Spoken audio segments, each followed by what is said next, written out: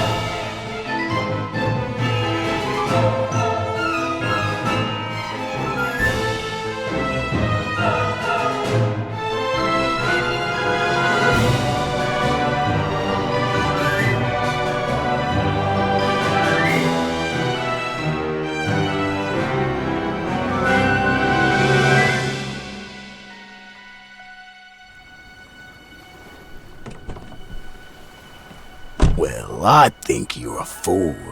Everyone on Devil's Rock knows what happened to that house. Over 30 years it stood empty now. Locals won't go near it. I say all it contains now is dust, cobwebs, and bad luck. I don't have time for ghost stories. Then what do you want with it? 33 years ago, the Belmore Trading Company was wound up and absorbed by the state. The owner's dead, the heir nowhere to be found. Money was missing from the company accounts, and it's still unaccounted for. I'm here to find it. So you're a treasure hunter? Not quite. I'm an auditor. An auditor? Records, taxes, all that stuff? Think of me as the adventurer of the accounts book. But on this case, I'm out of office and on location. At 8 a.m. tomorrow morning, the state's claim on that money lapses for good along with my commission. So I've got one night to find it. I'm overdue for a meeting with the parish comptroller to reopen the case. The comptroller you're meeting wouldn't happen to be Theodore Grimes, would it? Yes, I believe it is. Would be hard to convince him, I'd say. Why's that? I'm a good talker. He died about 4 days ago. I'd wager he's waiting to be buried in St. Juniper Cemetery, stiff as a board. Okay, that might be tricky.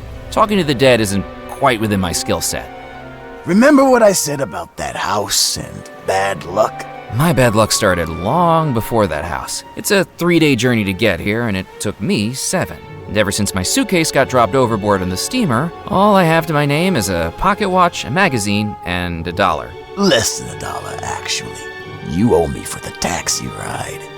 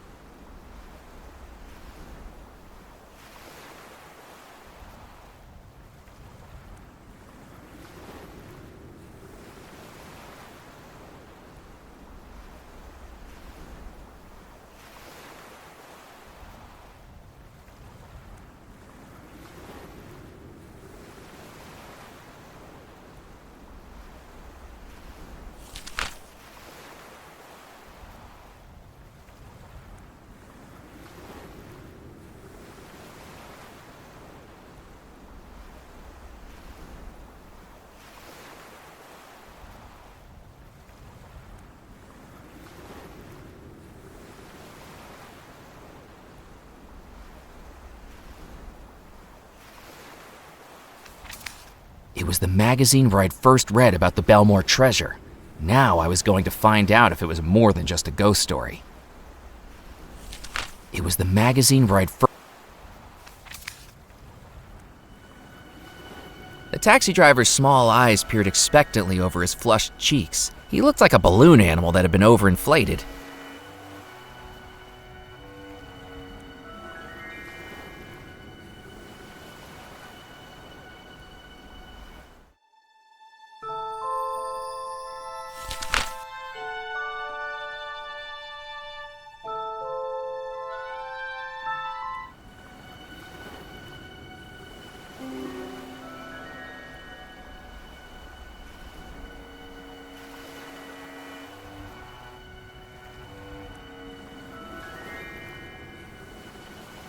The taxi driver wasn't going to be interested in my magazine. He wanted cash. It was the pocket watch I'd been given when I reached 5 years as an auditor. I didn't know whether it was to celebrate the fact or rub it in. It was the only dollar I had left after traveling to Devil's Rock. The pocket watch was worth a lot more than a taxi ride.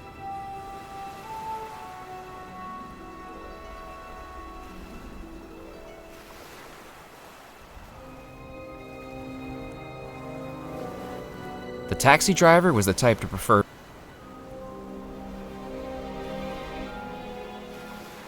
And here's your change.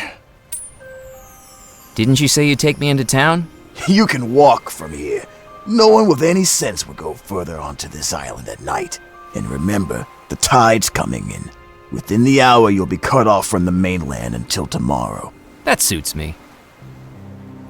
I took the pocket watch out of my vest and clicked open the cover. I've got 13 hours to find $13 million. Unlucky for some, but if you're really dead set on it, here's a tip. Go find the Spirit Queen. The Spirit Queen? Who is that? I think you'll find you mean, what's that? Good luck, Murphy McAllen.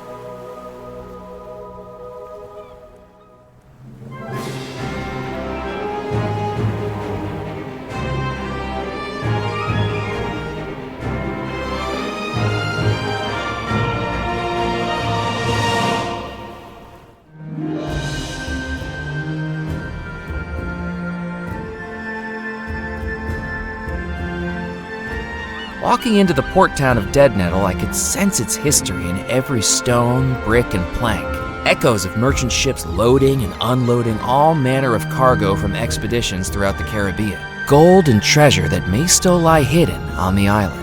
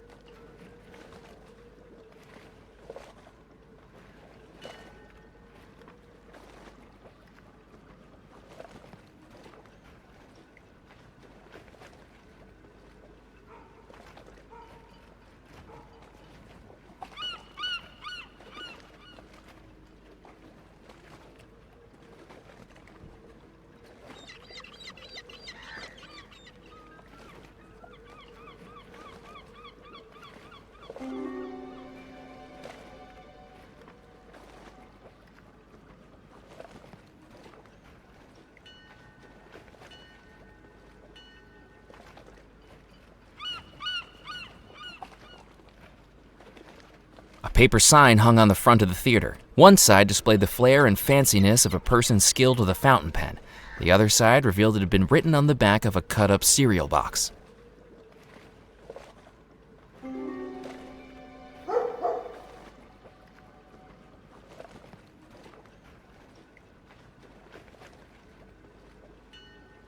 The ladder was covered in rust from the salty sea air, barely hanging on to the crumbling masonry.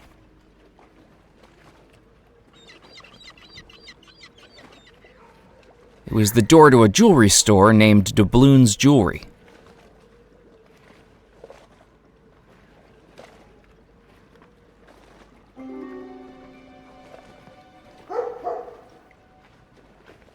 Set up on the seafront was an elaborate carved wood puppet theater with Pulcinella painted across the top.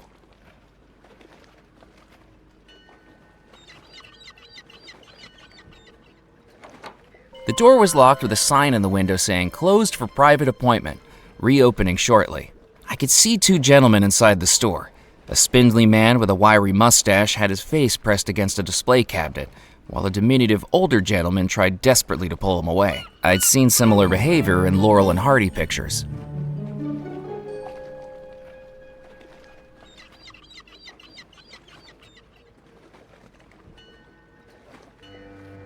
Slap meat with a paddle. It's a Whopper. Well, blast my barnacles. That's the third one tonight. These fish sure must have been spooked by something.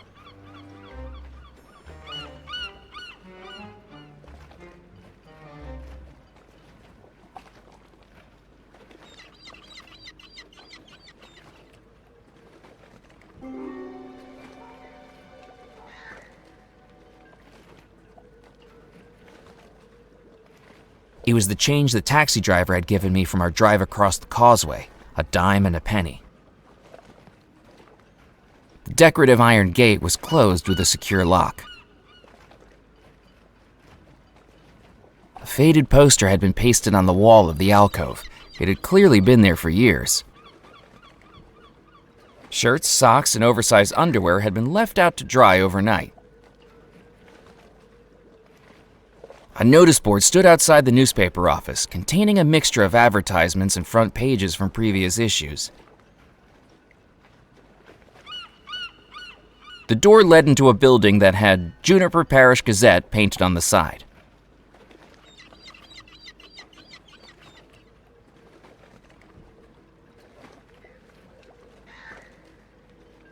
The tip of a wooden boat poked above the water, clearly the remains of a rather unfortunate expedition.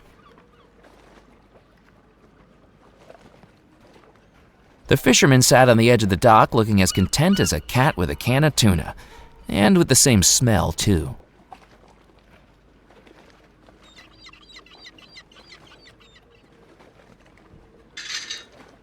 I shook the gate, but it wasn't going to open. Down the passageway, I could make out a portion of an illuminated courtyard and the echoing trickle of a fountain.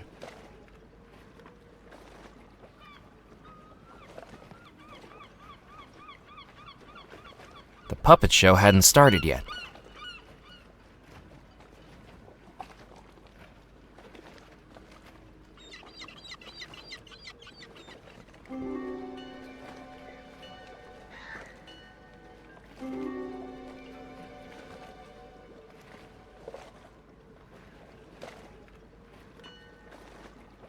I had heard of the medical benefits of open-air night swimming.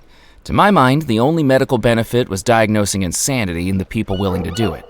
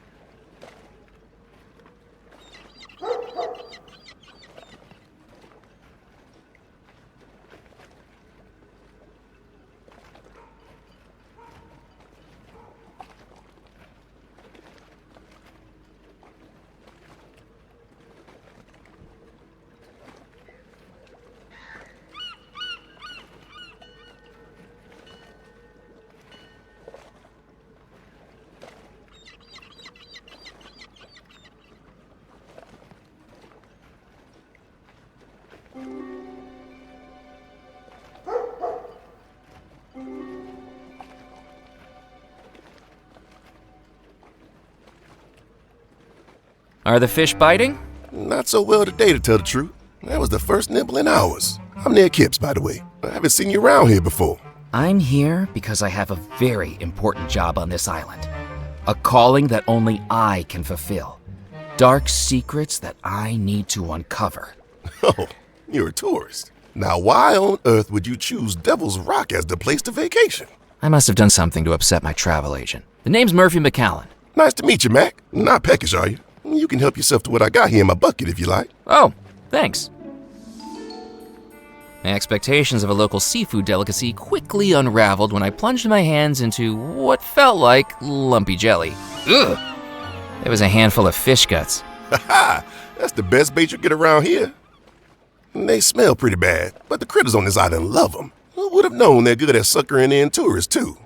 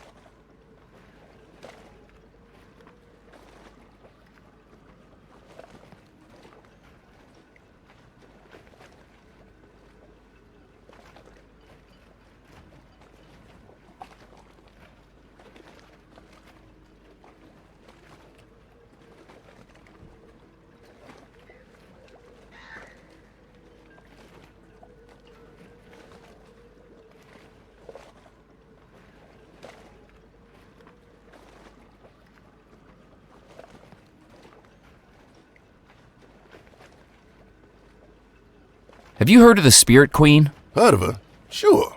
But I wouldn't be heading out into the bayou at this time of night. If she's out there, that's where I need to go. Murphy, the bayou's dangerous. It's not the kind of place you want to go alone. I'll be careful. Well, if you're set on it, just take the western route out of town, left at Pimlico Rock, then right on into the bayou. Without dark it gets in there, you'll see the lights guiding you the last stretch of the way. Just make sure the gators don't get too attached to you.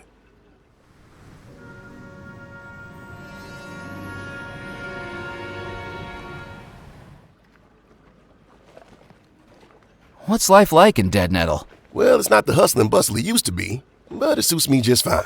The ships just don't come through Dead Nettle anymore. Not since the disappearance. You must have been talking about the Belmore wedding. The locals actually believed the story. Have you ever considered moving to the mainland? Nah, I wouldn't like it over there. Crazies, oddballs, crackpots. The mainland doesn't have any of them.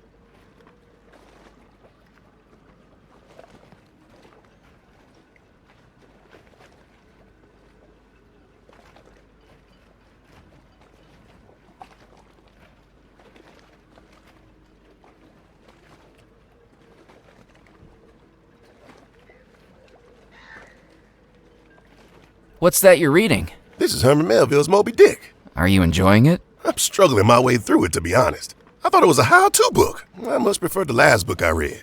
It was much more action-packed. What book was that? The Encyclopedia of Fishing Lures, 3rd edition. I'm going to get back to exploring the island. I wouldn't go looking for it if I were you, you know. Excuse me? The folks this island gets now either seem to be looking for something or running away from something. You look like you're doing both. You got your eye on that Belmore treasure, and I wouldn't be doing right by you if I didn't warn you to stay away from it. I know this island has a reputation for the macabre, and it's all fun and games in the beginning, but dig too deep, and you end up in a place you don't want to be. What makes you think Ned looked at me in a way that told me my playing innocent wasn't going to work. Okay, that's right, but I'm not a grave robber. I'm an auditor, contracted by the state. It don't matter what your reasons are, Mac. You need to be careful with that house. Us locals, we don't go anywhere near it. I appreciate the concern, but who can really say they've seen a ghost? I have, Murphy. And I'm not the only one. Ever since the disappearance, anyone brave or foolish enough to go up to their house has seen the same thing. You might say it was moonlight shimmering off dusty glass, the shadow of a tree branch, or a curtain blown by an unseen breeze. But deep down, we all know what we saw. What did you see? The phantom. It's not something anyone will forget. Every poor soul who's seen the phantom has been plagued by the most awful experience. Night after night of endless nightmares. Months of restless sleep. Just visions of faces. Evil faces. Laughing. It's like it can infect your dreams. And who do you think the phantom is? Or was? Nobody knows. But it must have been someone at that awful wedding. Someone who doesn't want to leave the house. Or doesn't want to let anyone in. I appreciate your concern, but I have a job to do. I don't think my boss would be too happy if I report back that ghosts and ghouls are what's standing in my way. You're not the first to come looking for the treasure, you know. But if I find it, I could be the last. Whether you find it or not, I hope that's true. For everyone's sake. Ned's talk of nightmares was the last thing I needed to be worried about. Even if it was a job, ever since I read about the Belmore treasure, all I could do was dream about finding it.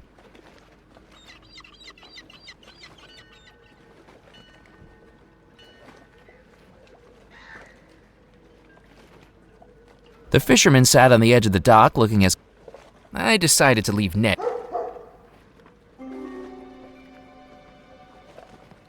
A fishing net had been stretched between two poles to dry, and then clearly forgotten about. The fishing net was worn and useless. Using it would have been like trying to catch soup with a sieve. It was a billboard advertising Bloom's Canned Beef. Of all the ways to eat beef, the canned form was definitely at the bottom of my list of preferences. It was a telegraph mast, with cables radiating outwards to the buildings surrounding it.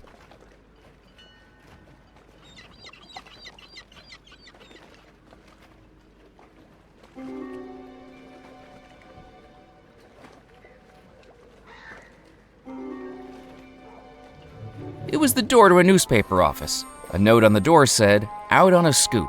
Back later."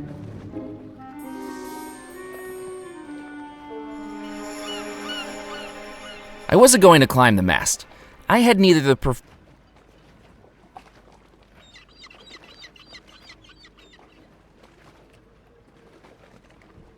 The billboard poster was peeling away to reveal layers of advertisements underneath, like some sort of consumeristic onion.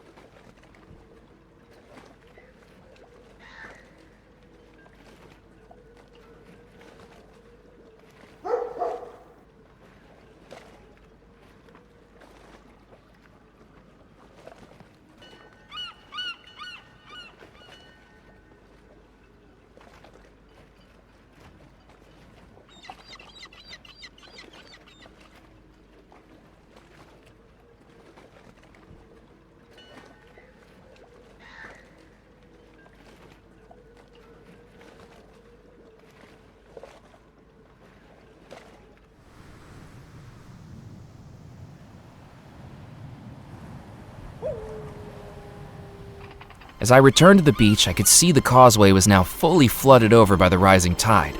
I was trapped here until dawn. A little girl sat hunched over a tide pool, accessorizing her pretty dress and ribboned hair with a scowl as cold as an iceberg. It was the face that could sink 1,000 ships. With the high tide, the entirety of the causeway was now covered over by water. Only the guideposts peeking above the waves gave any hint of the road below that had brought me to the island. A helium-filled balloon bobbed gently in the breeze.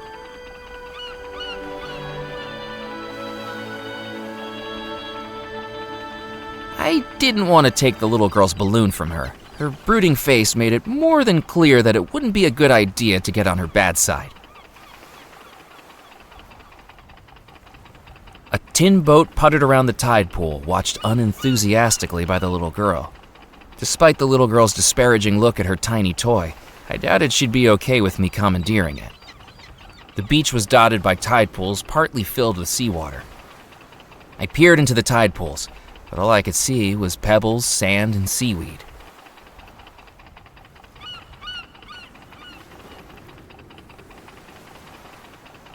Hello? Little girl? Have you lost your mommy and daddy? It's late, there could be a lot of strange people around. Yeah, I think I'm talking to one. Maybe I should introduce myself.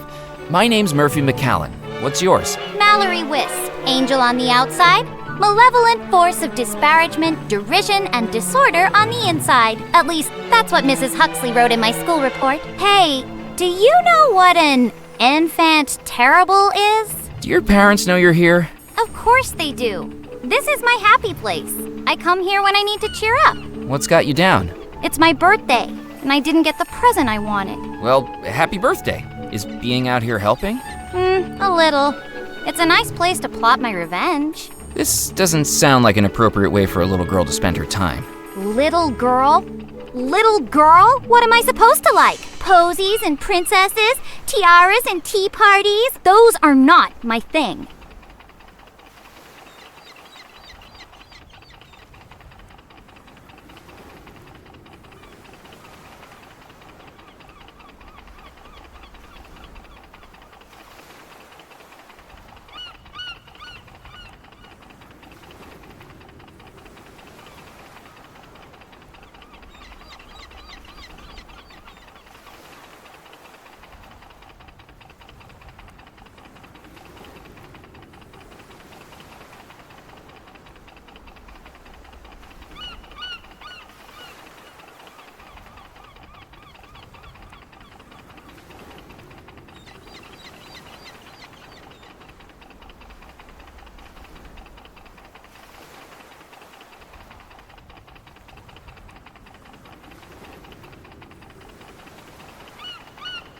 How are you planning on getting revenge? I'm not sure. Currently, I'm at the plotting and ruminating stage of my plan. What are you plotting and ruminating about? How things would be different if I was in charge of the world. We had a school project last week. What we want to be when we grow up. Mildred wanted to be a baker. Bobby wanted to be a firefighter. What did you want to be?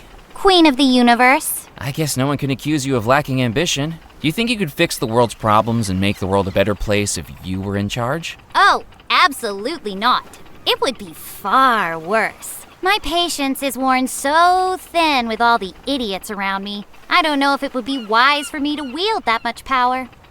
You to the dungeons! You to the torture room! It would be very cathartic for me, though. What present did you want for your birthday? A doll? A doll? What's wrong with wanting a doll? Nothing, I just didn't expect it. It doesn't quite fit with your whole aura. I'm still a little girl. I don't have to defy all your stereotypes. Instead, I get this stupid tin boat. I know Sebastian's got something to do with it, too. He was all over the tin boat when I showed him my toy catalog from Mulligan's. Is he one of your friends? Not in a million years. You can see right through him. Have you heard of the Spirit Queen? Look, if Maury put you up to this, you can tell him that I have no intention of going anywhere near his big, boring boat again. And anyway, those skulls look better with a little lipstick on them. I even made some cowrie necklaces for them, but nope. If we have a skeletal uprising, they're just going to have to maraud without being dolled up. And they'll have to take it up with Moray. Who's Moray? Nope, not falling for it.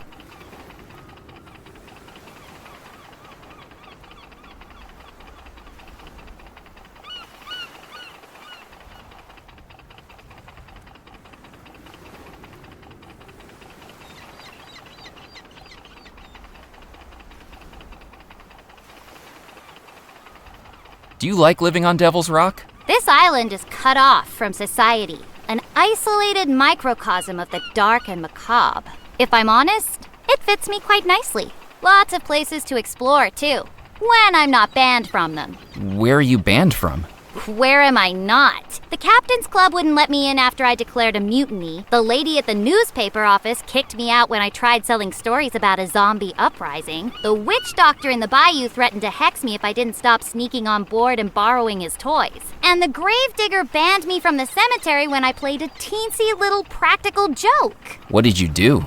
I convinced him the stiff he'd buried was still alive. People are so antisocial around here. Shouldn't you be heading home? I'm in trouble at home. Mrs. Huxley held me back for detention yesterday. Again. What did you do? I convinced 3/4 of the class to sign over their eternal souls to me in exchange for some jelly beans. Third graders are remarkably easy to manipulate with a bag of candy and a little peer pressure. Why did you do that? You've got to speculate to accumulate. Why did you want their souls? What use do you have for them? Just making sure I'm prepared. And that's just step 1. I didn't dare ask what she was preparing for. I better get going. I wouldn't walk across the beach again if I were you. This beach is covered in quicksand. I can hop along the surface, but with your weight, you'll be sucked down like a noodle. Oh no. Really? This beach has quicksand? Nah, I'm just messing with you. Tourists. A helium-filled balloon bobbed gently in the breeze. A tin boat puttered around the tide pool, watched unenthusiastically by the little girl. Despite the little girl's disparaging look at her tiny toy, I didn't want to take her brooding face.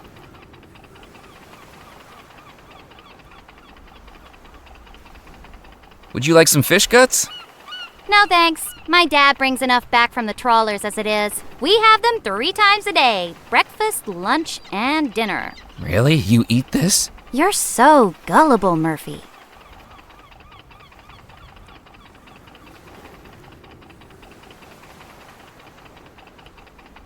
I'd like to buy your boat. What do you think I am, a yacht broker named Mitch? Gotta get the big sales before the end of the month. I don't need your money. There's nothing on the island to spend it on.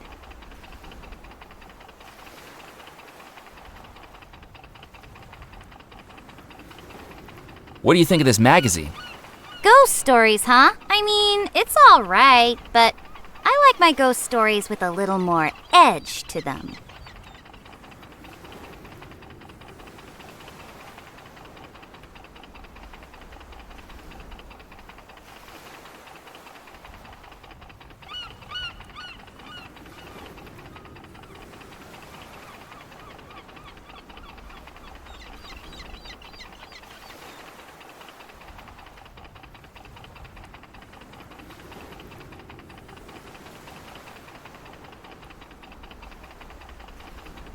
I thought it best to leave.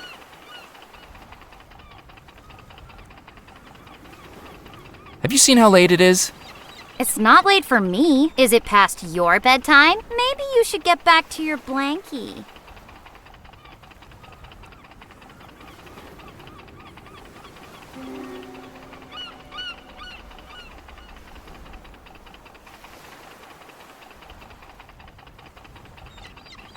There would be no way to cross the causeway.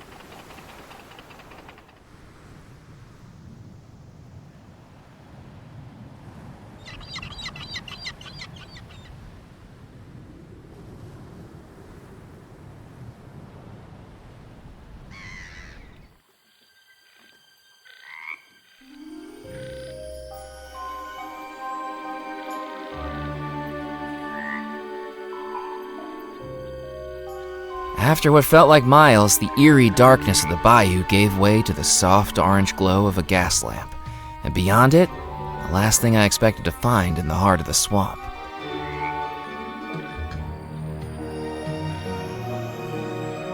Hand-painted lettering on the side of a paddle wheel revealed the Spirit Queen wasn't a person, it was a riverboat. Its hull sagged, the wood swollen and split from years in the swamp. Peeling paint curled like dead skin, and what remained of its once grand decks now tilted and crooked. It looked like a wedding cake that had been left to rot.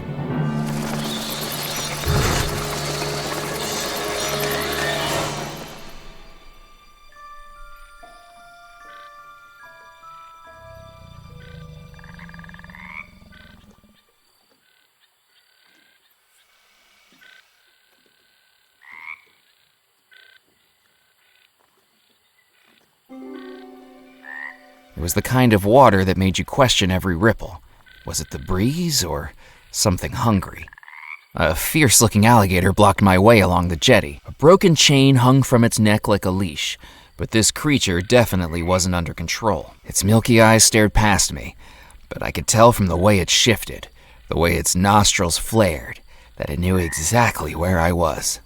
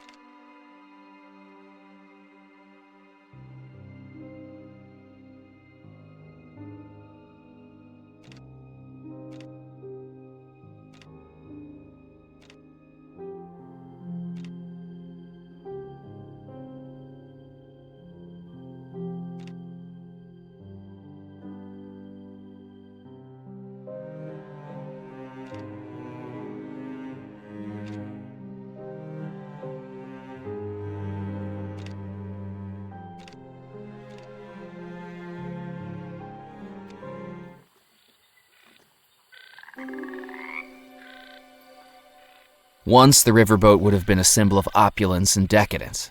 Now it looked plain sinister. A swiveling wooden crane used to load up cargo in days gone by stood halfway along the jetty. A shrunken head dangled from the lamppost, a macabre shop sign for the riverboat beyond.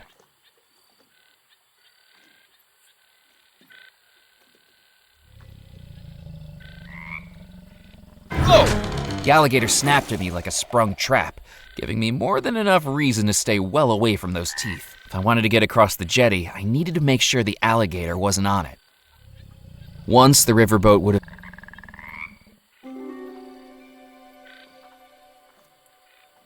It was an aging water tower used to replenish the steam engine.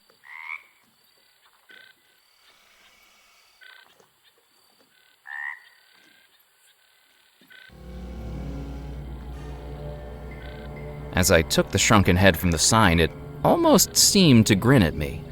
Creepy. It was an aging water tower used to replenish the steam engine aboard the riverboat. It was a shrunken head with wispy white hair and tightly shut eyes.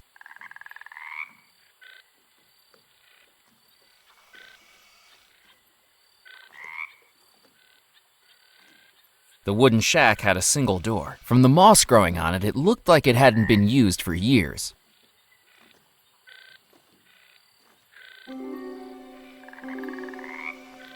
A hand-painted wooden sign was nailed precariously to the front of the shack. The glass of the window was so thick with dust and grime I couldn't see through it.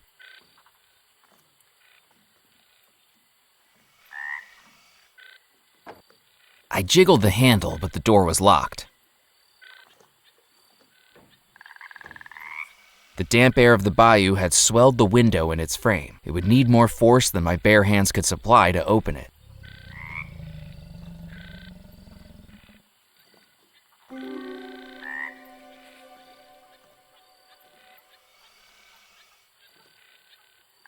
That wasn't going to work. The shrunken head was already disturbing enough without shoving rotting seafood inside it. Nope.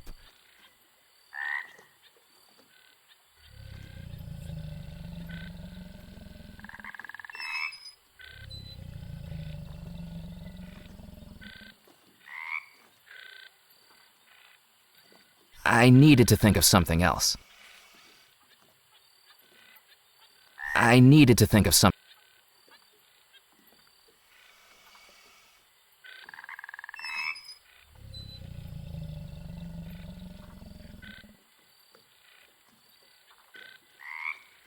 That wasn't going to work.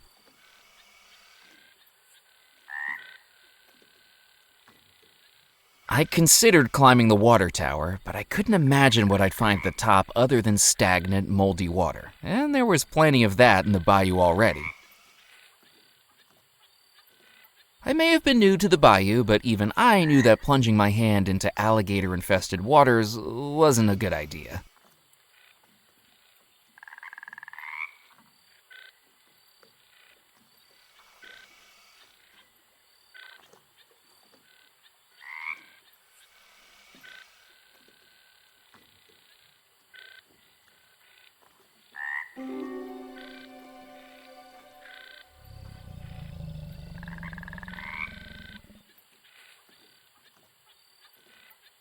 I couldn't do that.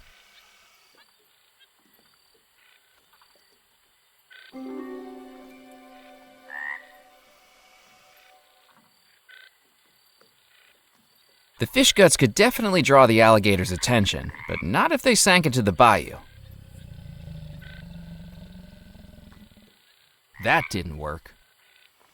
That wasn't going to work. Nope. That wasn't going to work. That did. Hand-feeding the alligator didn't seem like a good idea. What if it bit off more than I was offering? I needed to think of something else. A swiveling wooden crane used to load up cargo in days gone by stood halfway along the jetty.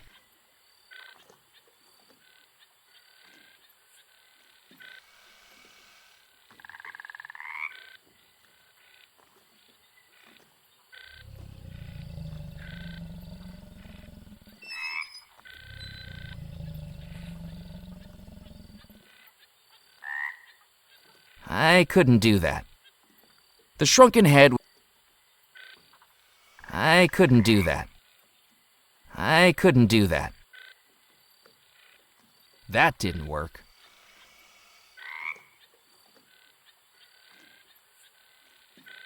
As I looked over the alligator, I deduced two things. Firstly, its clouded eyes suggest, and secondly, there was a chain around it. It was the Spirit Queen riverboat. Decks rotting, smokestacks toppling, and its hull sinking into the gator-infested bayou.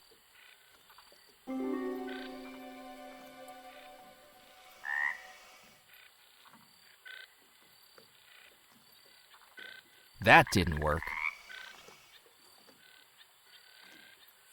I needed to think of something else.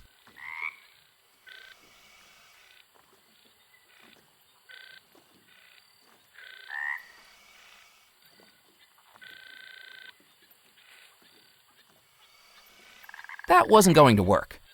I couldn't do that. Nope.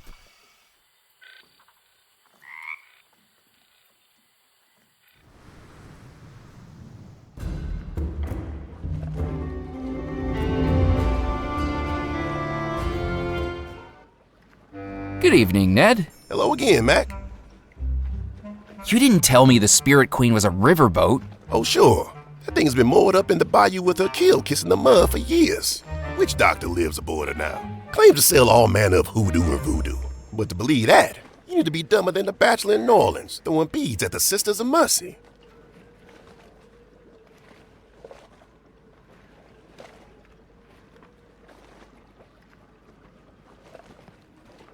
Catch you later, Ned. See you around, Mac.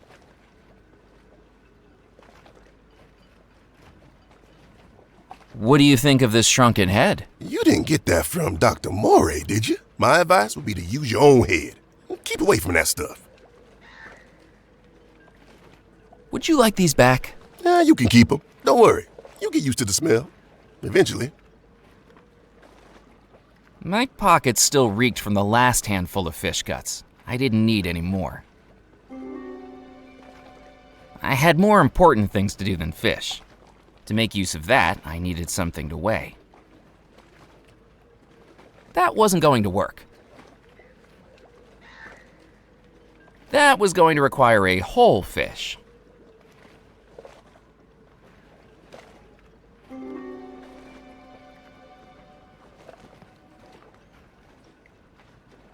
There was nothing I needed to buy off him.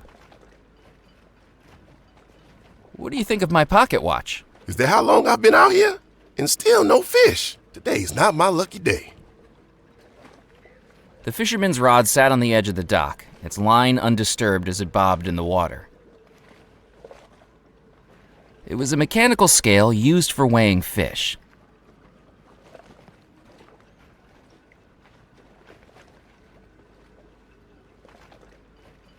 By the side of the fisherman was... That wasn't going to work. What do you think of this magazine? Is this what got you interested in the Belmo treasure? That's right. This is all I could find about it. Just remember, don't believe everything you read.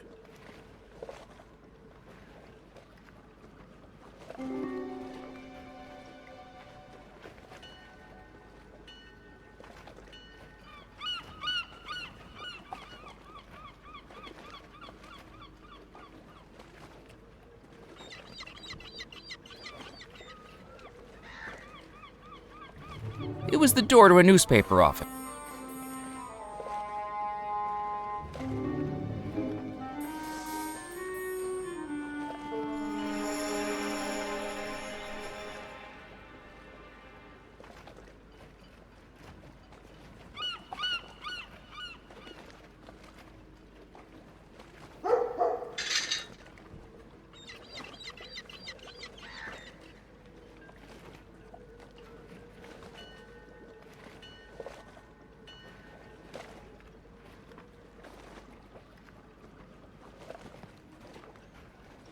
The puppet show hadn't started yet.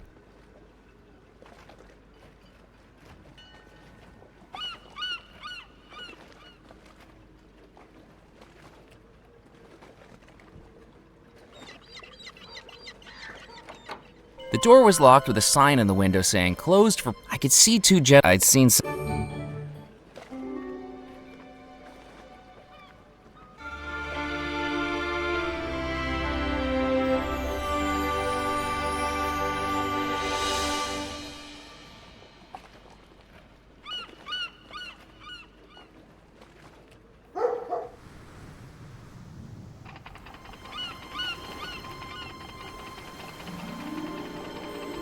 Hello again, Mallory.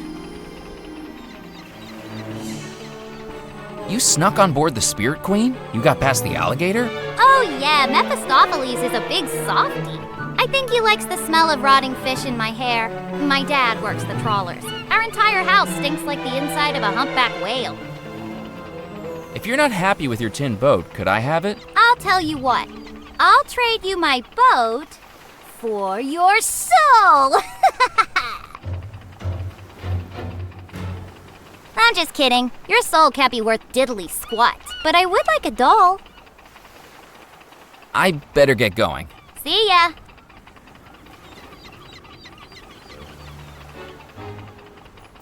How would you like to trade your tin boat for this? A doll? At least the head of one. Deal! Oh, I'll hug him and kiss him and conquer the world with him. Hard to starboard, little boat. Prepare to weigh anchor.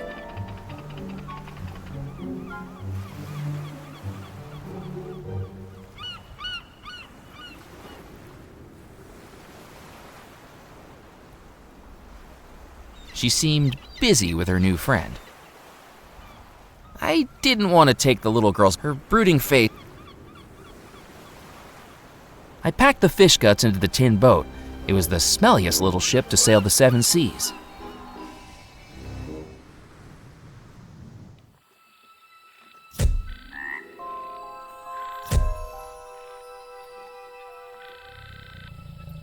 Mr. McCallan. Yes? How do you know my name?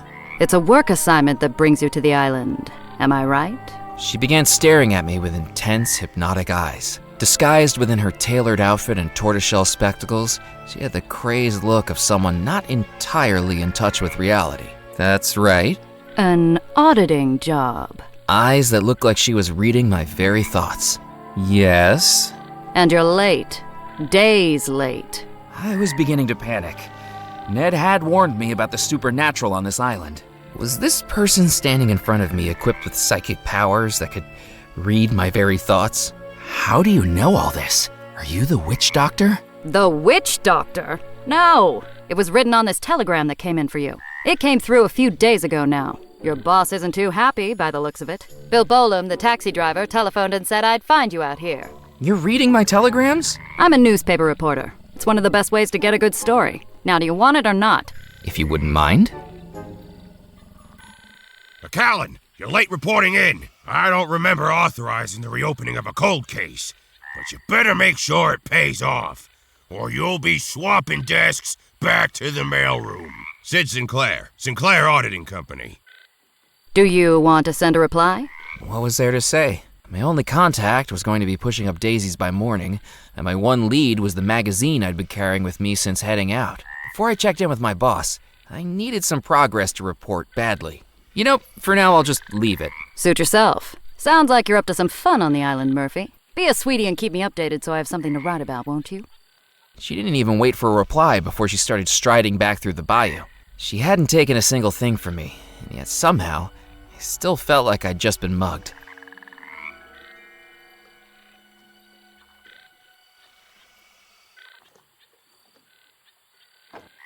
I jiggled the hand.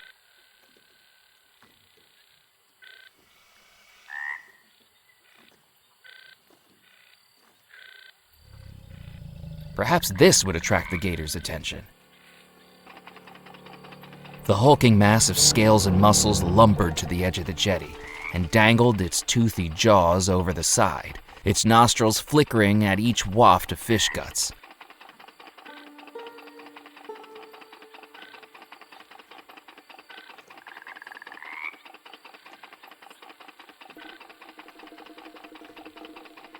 Ready? Aim.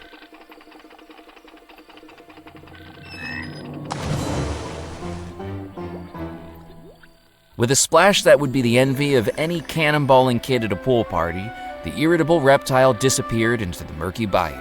I just hoped it didn't hold a grudge.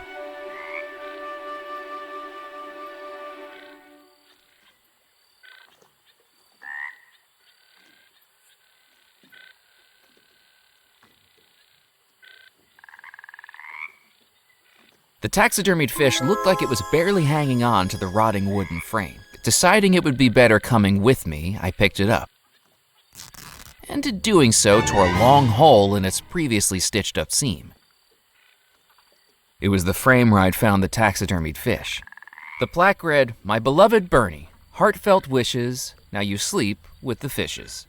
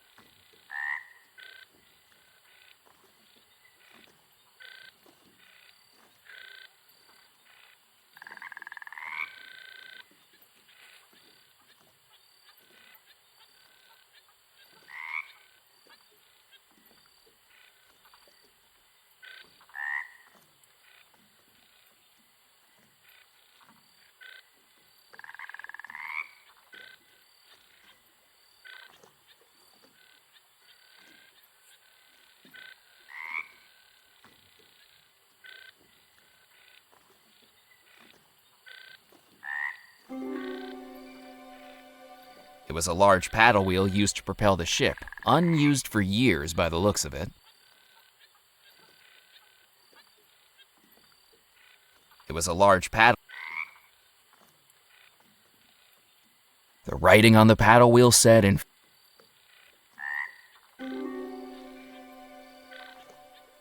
Spirits and specters from realms yet unknown, guide to me the wanderer who searches alone. Welcome, Murphy McCallan. How do you know my name? Have you been reading my telegrams too? I have no need for such trivial paperwork. I have eyes all over this island. Now it's time for me to see you for myself. Come, step into the light. I know a lot about you, Murphy. Unknown parents, a childhood spent in orphanages. I know things about you even you don't know. How do you know all that? My name is Dr. Moray. I am a conjurer, a shadow man, a controller of spirits that balance the line between life and death. And those spirits whisper to me. But for now, it's your time to talk, Murphy. Tell me why you've come to my humble abode. I've been told you could help me. That depends on what you seek. I kept telling myself that the doctor's theatrics didn't convince me, that there must have been a logical reason why he knew what he did, but with how skittish the locals were, humoring him seemed like my only chance of learning more. I'm looking for the $13 million that went missing from the Belmore accounts. I'm an auditor in the company I work for. Murphy, do you take me for a fool? I know what your mind sees when your eyes are closed. Tell me, Murphy, what do you dream of?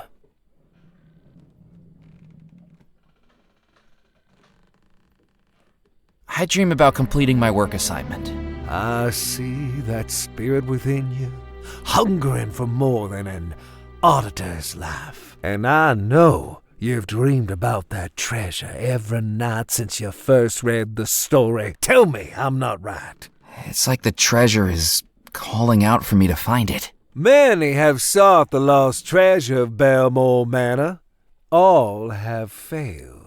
Some, it is said, have perished in the process. Do you know what happened at Belmore Manor all those years ago? The ghost story? I've read it, but I don't know how much of it is really true. All of it. Dark magic runs throughout Belmore Manor.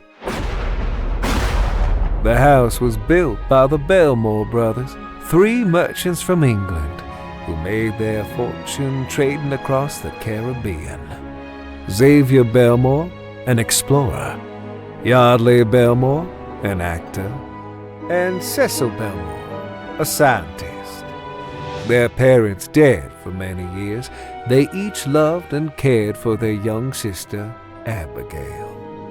Abigail met a young sailor who worked aboard her brother's ships, and in less than a year, he proposed.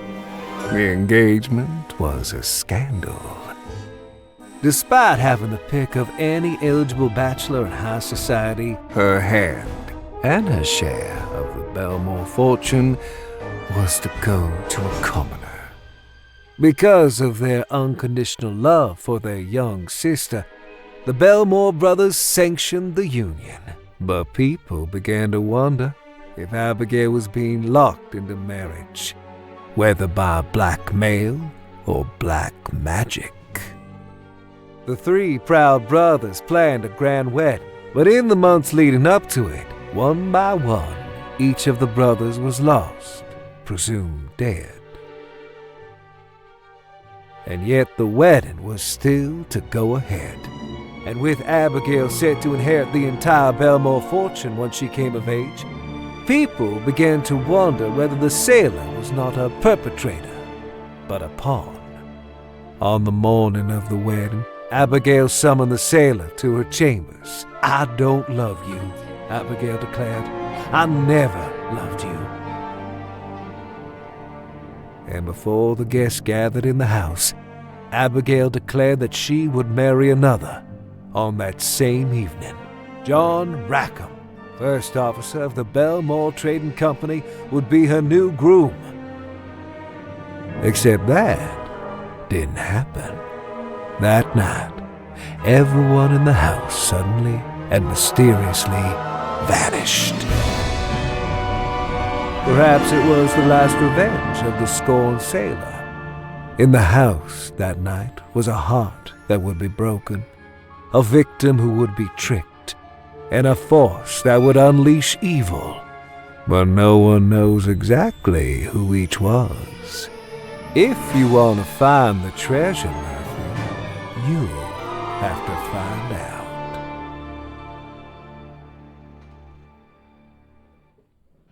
You're telling me that all of that actually happened? And so much more, Murphy. Mysteries you have yet to uncover. Dr. Morey's performance was gripping, but it seemed like something out of the vaudeville shows I'd snuck into as a teenager. Grifters peddling magic spells, fortune-telling, and miracle elixirs. At least that's what I tried to tell myself. And the treasure, is that real too? It is as real as you are, Murphy. And someone went to a lot of trouble hiding it. Can you help me find it? I can. If you can prove your dedication to the search, I will need you to retrieve something from inside the house. A small leather pouch called a gree-gree still lies inside Abigail Belmore's bedroom. We will need it if I am to help you. This will get you inside.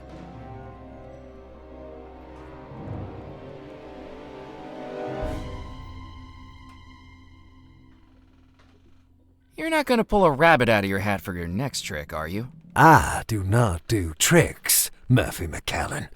You'll soon learn this. The Belmore estate lies at the end of the northeastern peninsula of Devil's Rock. Find that gree-gree and bring it back to me.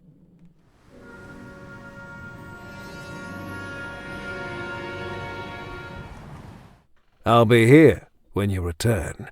And Murphy, this ghost story? Now it's your story, too.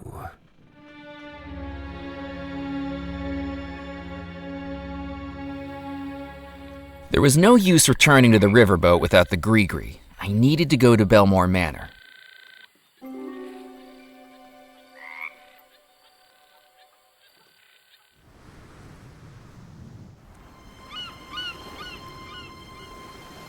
The beach was dotted by...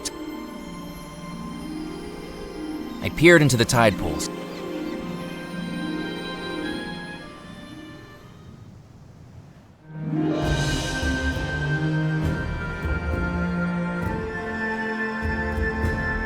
It was the taxidermied fish I'd taken from the riverboat, where the ripped seam opened.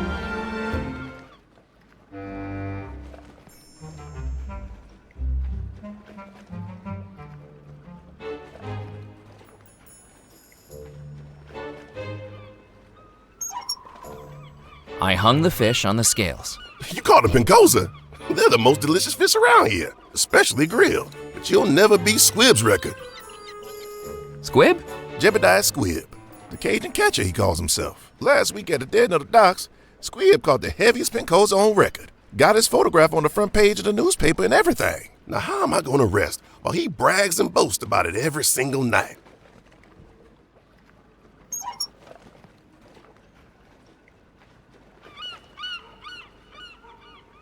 With its innards made of cotton and material scraps, the fish's weight was distinctly unimpressive.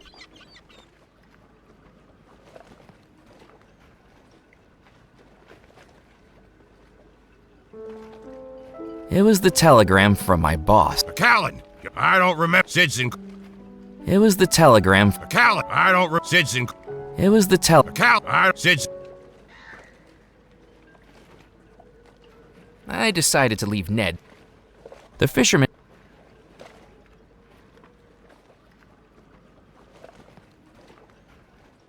My pockets still reeked from the last. By the side of.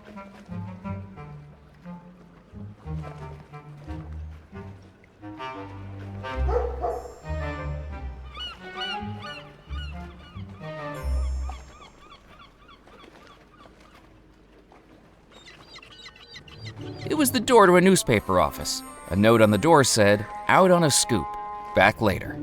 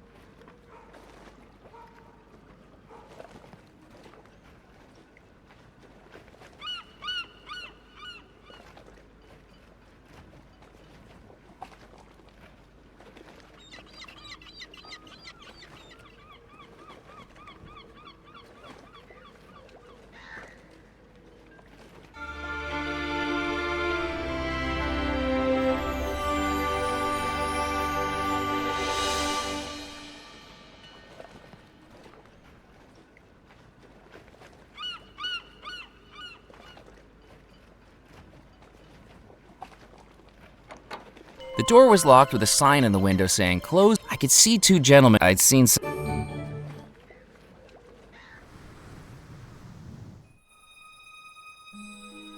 Framed by trees and lit by moonlight, Belmore Manor stood imposingly in the still night air. Even without any lights on, it felt like something inside the house was calling me, or warning me. Belmore Manor stood proudly and enigmatically at the center of the estate. Who knew what had gone on inside its walls?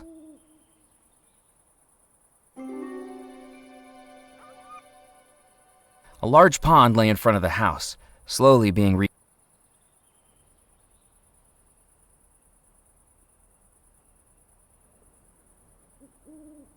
I considered wading into the pond, water up to my waist, Then I realized I had absolutely no reason.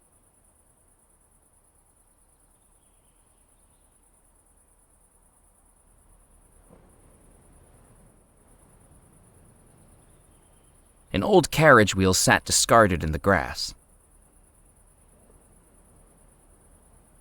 The wheel was too heavy to move.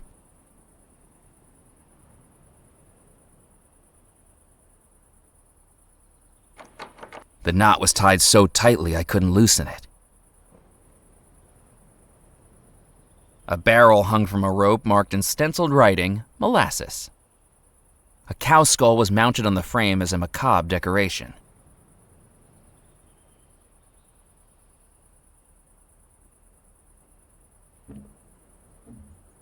The doors were firmly locked.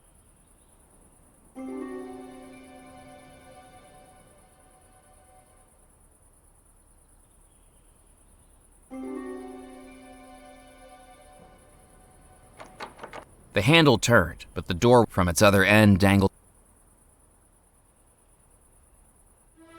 Looking out over the tranquility of the gardens, its magnolias lit by moonlight, nothing could take my attention away from the macabre sight dangling from the oak tree.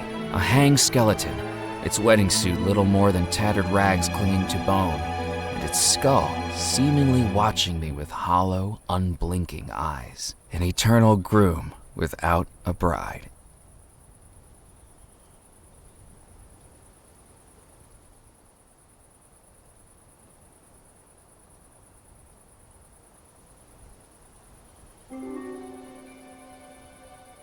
A dying tree stood next to the balcony, its branches devoid of leaves, its bark flaking away. The stark trunk of the tree didn't offer any possibility of climbing it.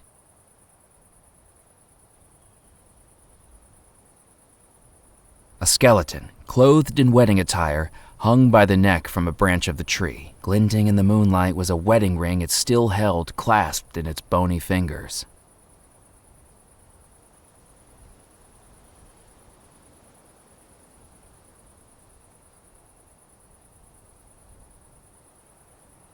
The skeleton hung high up in the tree, swaying with each slight breeze. Even from down on the ground, I felt disturbingly close to it. The stark trunk of the tree didn't offer any.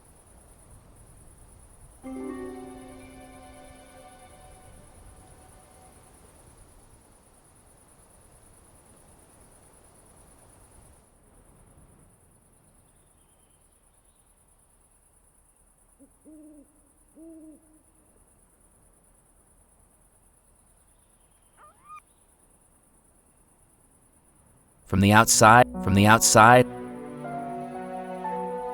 I needed the key to open it. With a deep breath, I placed the key into the lock of the house I'd been thinking about for weeks and turned it.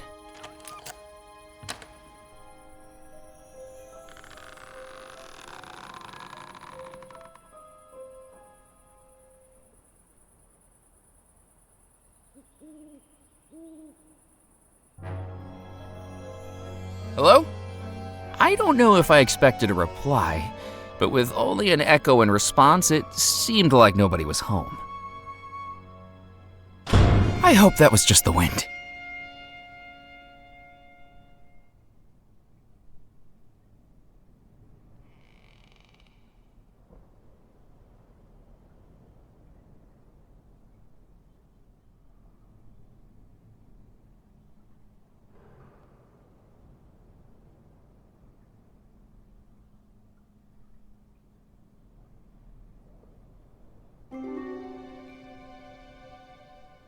It wasn't time to leave. I needed to explore the house. It was a pair of decorated wooden doors. Huge paintings hung on the walls of the hall. I remembered seeing reproductions of the paintings in the Merry and Macabre magazine I had. I wondered how long it had taken to paint the huge paintings.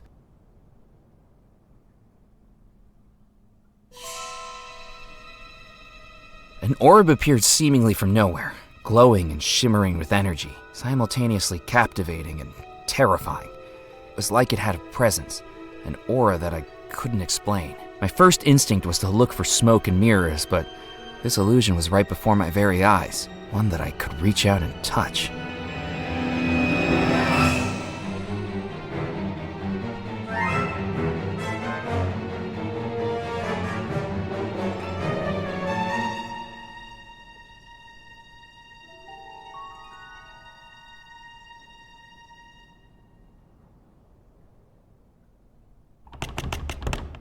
With neither of the doors appearing to open, I peered through the crack. I couldn't tell if I was imagining things, but it looked like shadows dancing.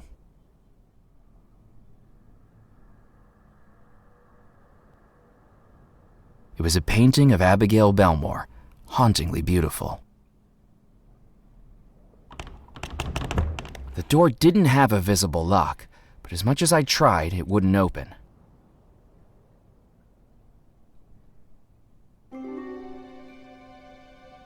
A marble fireplace sat between the two curved staircases. Without a flue, the fireplace seemed entirely decorative, and yet, standing in front of it, I could feel a breeze. That wasn't going to work.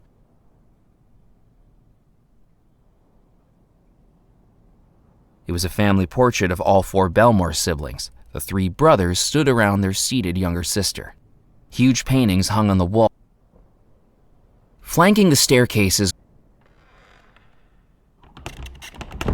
like the other door, this door had no keyhole. It was a stone statue depicting two Greek deities of the sea, so skillfully carved it looked like the water droplets on their skin might drip away at any moment.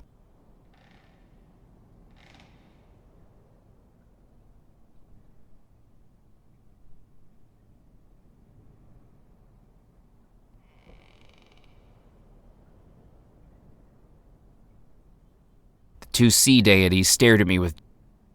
It was a painting of a gazebo.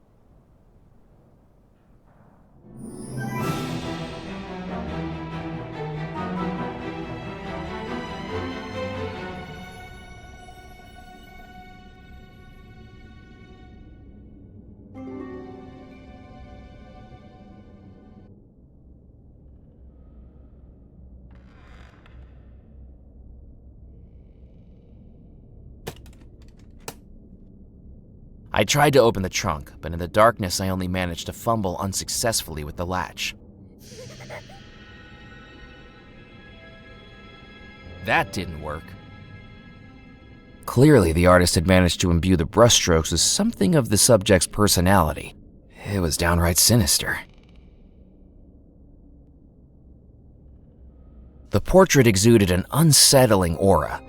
I didn't know who it was, but I didn't like the way he looked back at me. Thick red curtains hung loosely in front of the circular window.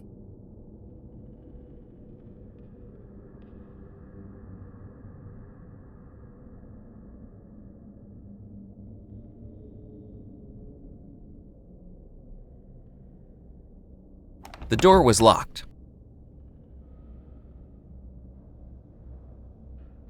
The door was locked.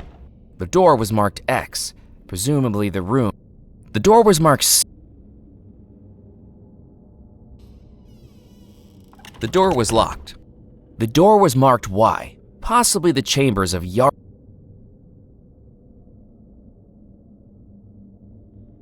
There was nothing behind the curtains.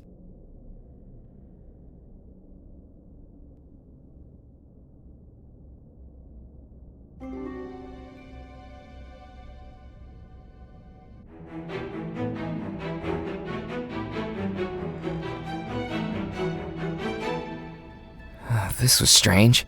I didn't remember seeing any lights on when I was outside the house.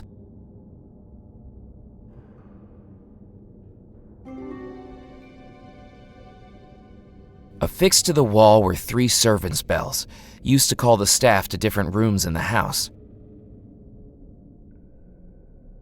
I couldn't ring the bells from the hallway.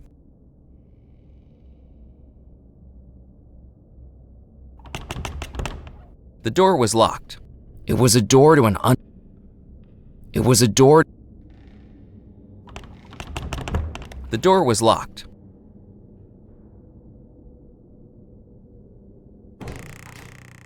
Walking into the room, I realized it must have been Abigail's bedroom.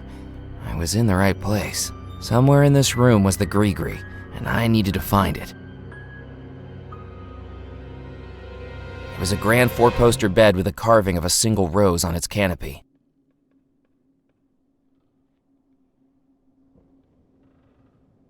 The sheets lay flat on the bed, undisturbed for more than 30 years. The Gree-Gree wasn't going to be there.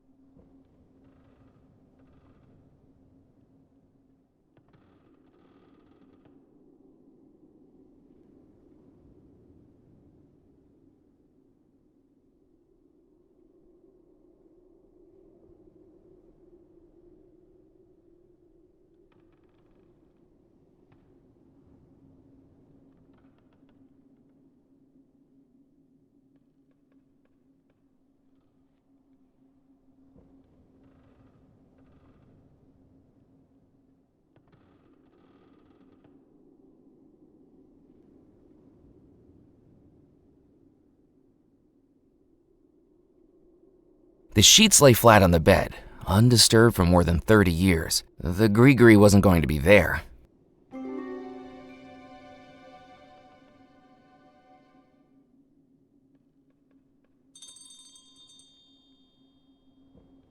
A cord hung from the wall used to call the attention of the house staff.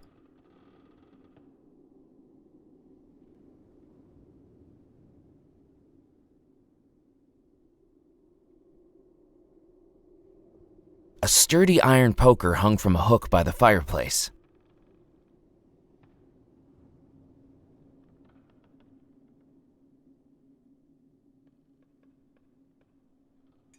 I took the poker from the hook. Get out. I hope that was my imagination. Above the fireplace hung individual portraits of 3 men.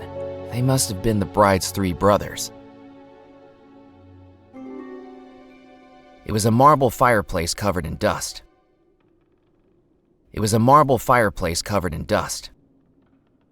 A grate opened beneath the stove to the ash pan, designed to allow burned charcoal and ashes to be cleaned out. And something... I tried to lift the ash pan grate, but decades without...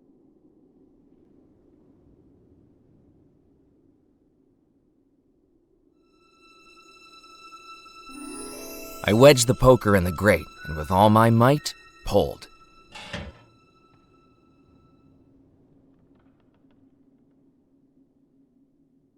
With the grate open, I could see the object that had caught the light. I picked up the object that had been glinting in the fireplace and discovered it was a jeweled brooch.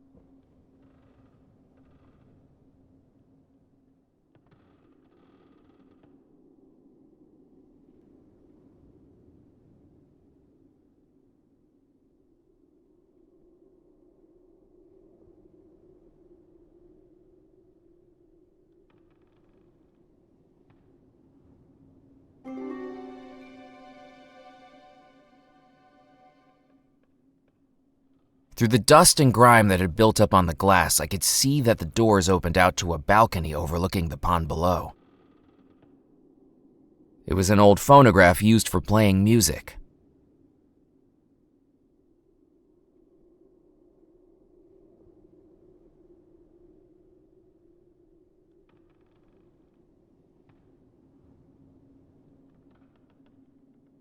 The phonograph didn't have a record to play. It was an ornate brooch that had tarnished with age. What should have been a sparkling gem was now grimy and dull.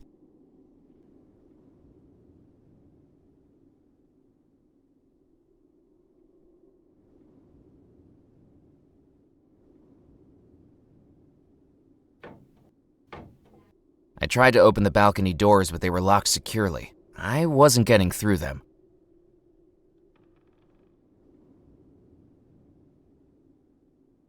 The phonograph in the corner of the room could be seen in the reflection.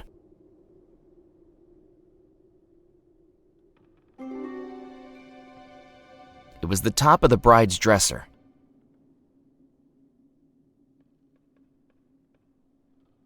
It was a beautiful vase waiting for beautiful flowers. The music box looked exquisite. The deeply varnished wood, grain still visible, was edged delicately with gold. I couldn't see anything special about the phonograph's reflection. It was best to leave the vase where it was. There was nothing I could do with the tabletop. The music box was locked with no visible keyhole, but a distinctive indent on the front looked like it might be the mechanism to open it, if I had the right key. The brooch fitted snugly into the indentation in the music box. With a small click, the music box opened and revealed the contents it had held untouched for more than 30 years. Inside the music box lay the small leather pouch that had been described to me, the gree-gree. The small leather bag was just as the witch doctor had described. It was hard to imagine what could be so important about it.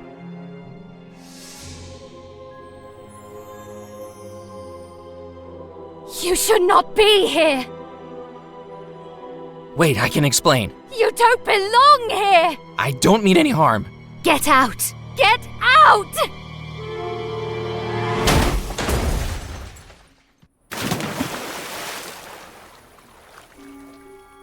With good fortune, the pond had broken my fall. It was a strange juxtaposition, wiggling goldfish out of my underwear as I tried to process the fact that I'd just been the victim of an attempted murder by a ghost bride. The stories were true, so that meant the treasure might be real as well. And now I had the gree-gree. It was time to return to the Spirit Queen.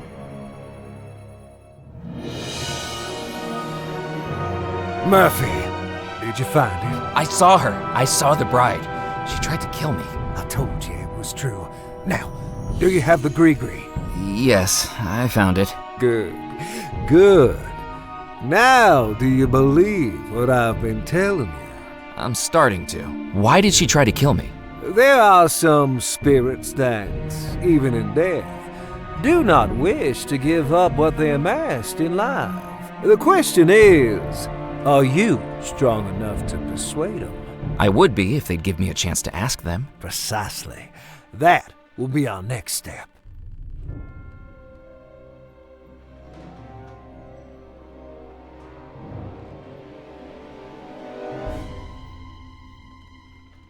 A manuscript for a voodoo spell? A spell to help me find the treasure? A spell to reveal those who know where it is. There are many things on this island that have gone unseen. Stories that have been left unheard, at least by mortals. But I commune with realms beyond. Let me introduce you to a friend. Out of the shadows, the cursed and the damned, return now, my servants, to do my command!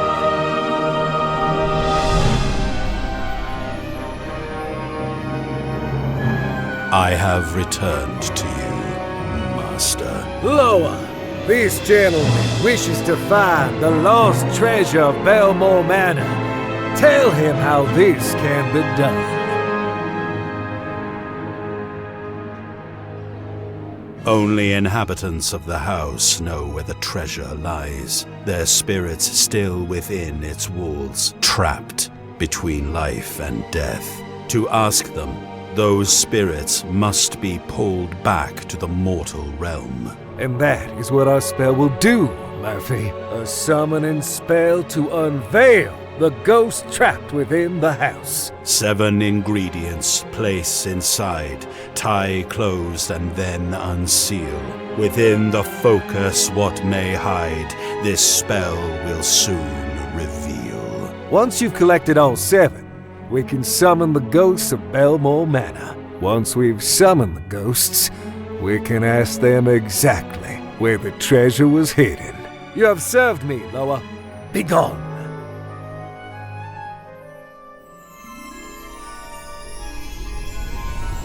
That, Murphy, is your goal.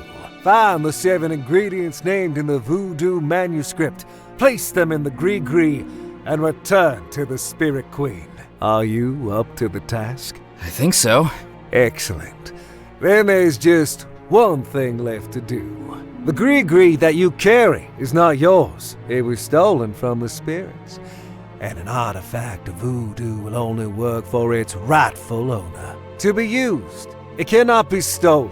It can only be bought, or traded, or inherited. Fortunately for you, the spirits and I are willing to make a trade for something symbolic of your spirit. The spirit that yearns to escape its humdrum life. If you want the gree-gree to be rightfully yours, what do you have to offer in exchange for it?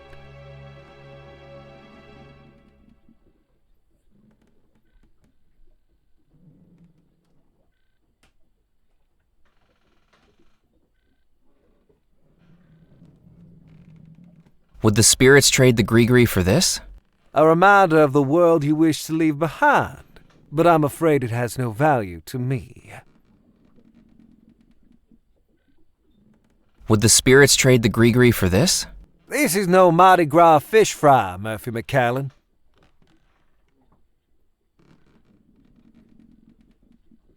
Would the spirits trade the gree-gree for this? I know far more about the house than what is on that fish wrap, Murphy McCallan.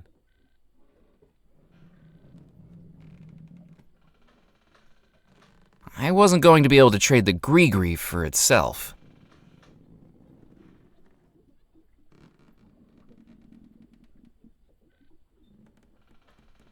Would the spirits trade the gree-gree for this? You will need to keep that, Murphy. It will come in most useful for you.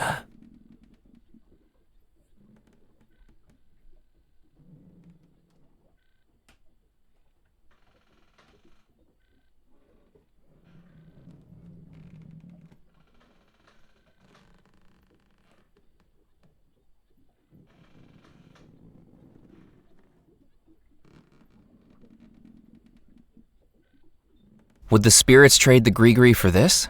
Do you dare insult me, Murphy?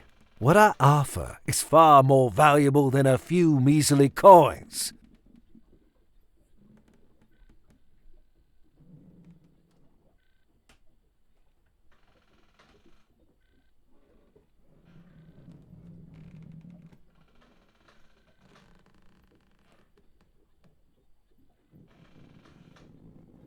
Would the spirits trade the gree-gree for this? That item is of no use to me, and of no importance to you.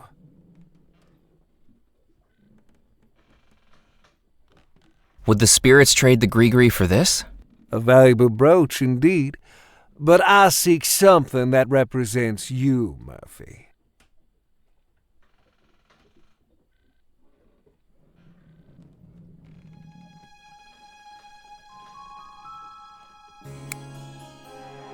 What about this? A pocket watch, a symbol of the life that doesn't satisfy you, a symbol of lost time. Dare you give it up? I think I can do without it. Then cast it into the spirit pool.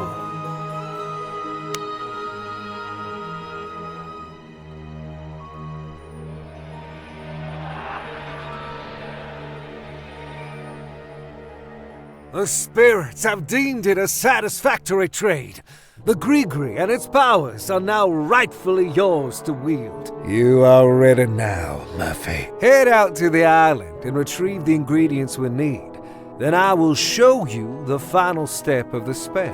How am I going to find what I need? Everything I've ever needed for my voodoo spells, I've found here. It's as though this island draws the supernatural to it. The bayou, the beach, the town, the manor, all will help you in your search. Tell me, Murphy, have you visited the mill to the north, the fort to the south, the church at the island's heart? The island will lead you to that which you seek.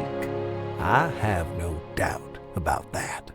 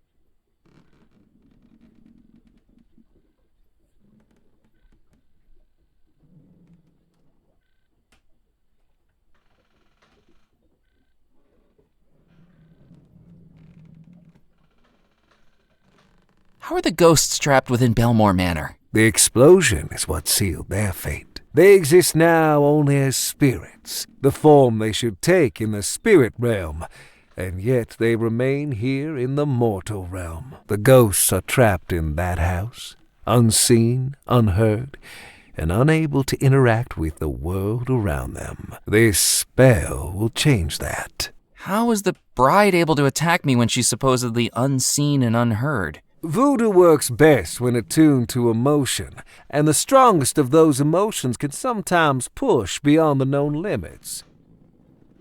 She must have been very angry with you. If I summon the spirits of the house, won't I also summon the bride again? Very true, Murphy. Best be a little more persuasive this time.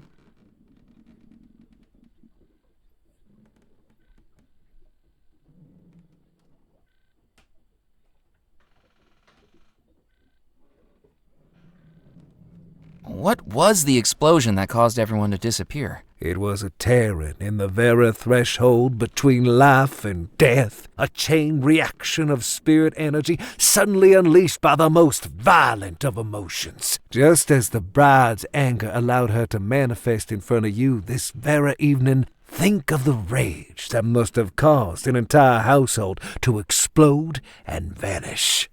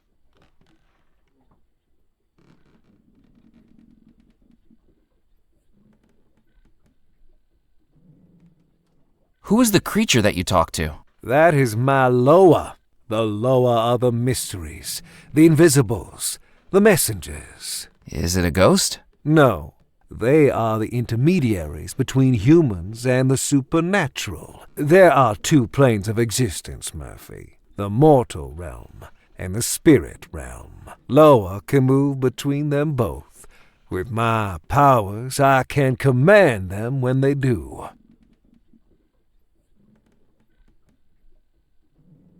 How did you learn voodoo?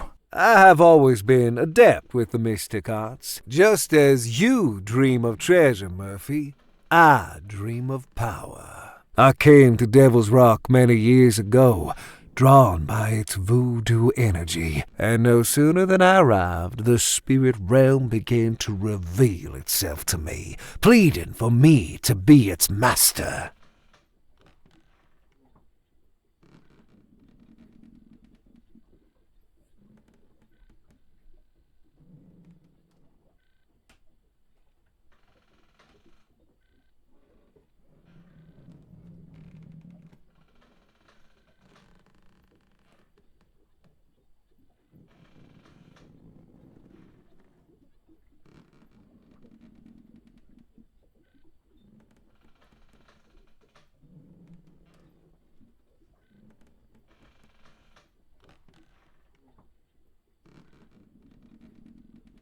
Why is this island such a focus of voodoo energy? I suspect the answer to that question already lies in what you're seeking.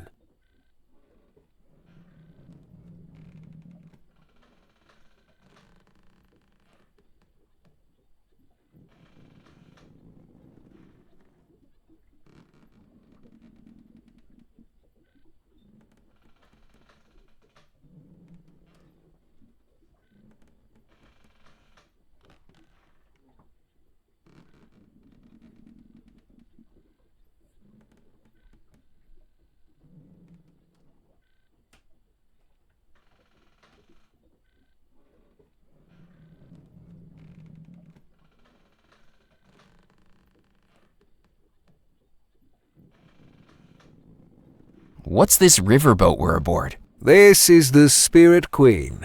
It used to be a pleasure boat, plying the rivers around the island, a den of drinking and gambling. That's how I came to own the boat. A lucky game of chance. But between you and me, Murphy, it's a lot easier to win when you have spirits to control the roll of the dice. It sounds like you cheated. Fate was always gonna bring this boat to me. I just hurried it along. Do you keep an alligator as a pet? That's right. My dear old Mephistopheles. Blind as a bat, but with the smell of a bloodhound. Good thing he's chained up safely in the boiler room. No, he isn't. He was out on the jetty when I was trying to get aboard. Where is he now? Swimming in the bayou. Oh dear, not again. I'm going to go and find the voodoo ingredients. Hurry back.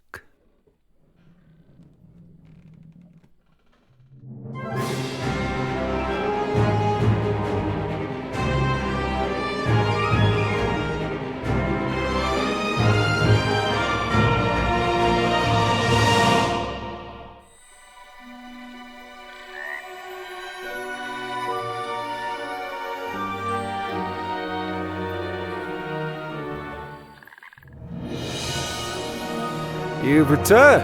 Have you found all the ingredients and placed them in the green? Not yet, but I'm working on it. I'm going to go and find the voodoo ingredients. Hurry back.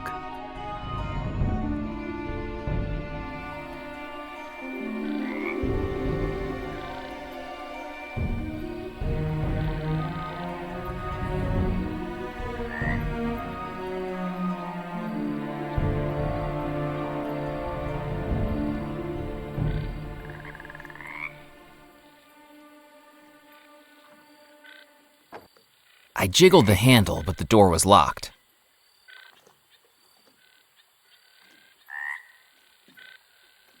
The shack door was too sturdy for me to pry open with the poker, but that still left another way in.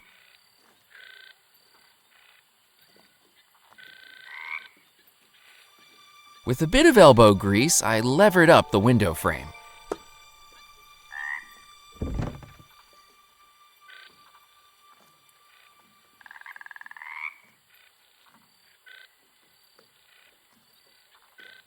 Pressed against the inside wall was a dusty desk covered in spiderwebs, and to top it, one thing lay undisturbed, a small folded document which I picked up, along with an inadvertent 8-legged companion.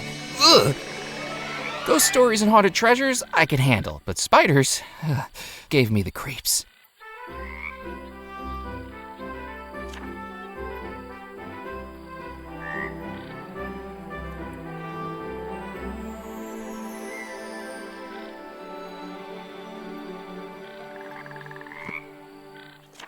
It was a riverboat captain's license belonging to a Captain Knott, but the space for a photograph was empty.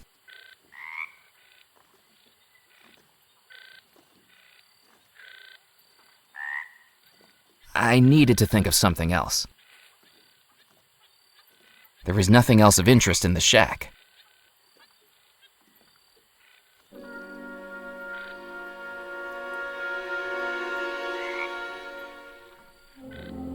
It was a handful of nails, once used to seal up a coffin. It was a crumbling piece of chalk. It was a manuscript that looked It was a manuscript. I placed the dime into the gree-gree. That would work as the silver coin. I couldn't do that.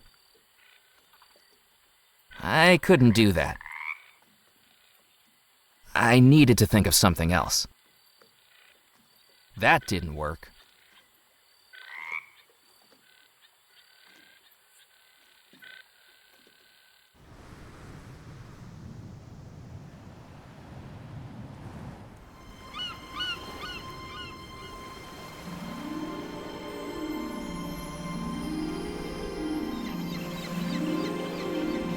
As I picked up the bottle, I anticipated what could be inside. A brine-stained treasure map, perhaps, or a scribbled plea from a castaway desperately awaiting rescue. Looking inside, I found it was empty. The only writing on it was the embossed glass letters of the Orangello Soda Company.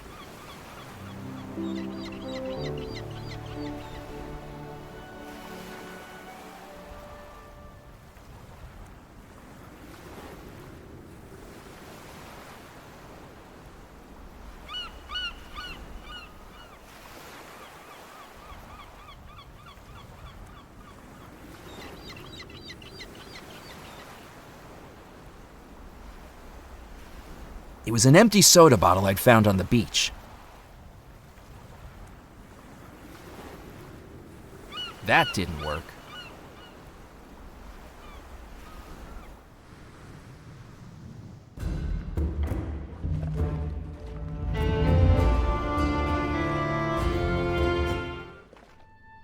Oh, my second customer of the night. I don't know if I can handle such a rush. Welcome, young man, to Doubloon's Jewelry. Oh, the riches to fill your breeches. Jewels, silver, gold, the finest things for you to behold. Whom do I have the pleasure of meeting? My name's Murphy McCallan. Oh, a pleasure to meet you. My name's Jasper Crumb, owner and proprietor. Are you looking for something valuable while you're here on the island? Funnily enough, I am. Is there a special someone in your life? Looking for an apology gift, perhaps? I've sold more missed anniversary necklaces and drunken fumble earrings than I can count. No, I don't need anything like that. Then how about something for yourself? You look like a working man.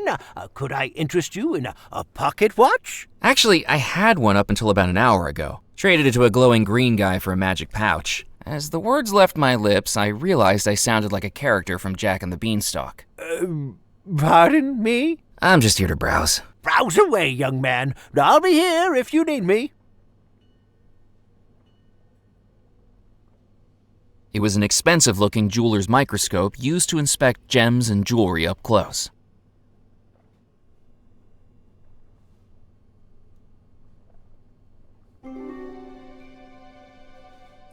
It was an ornate display cabinet.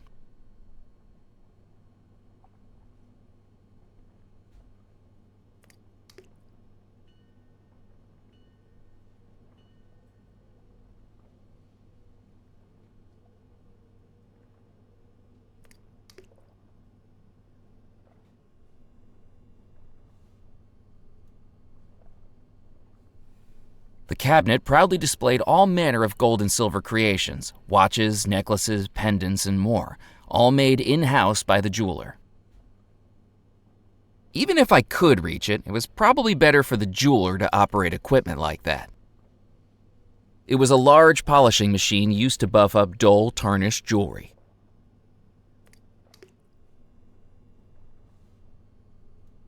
Excuse me, would you be able to polish a brooch for me? Let me take a look.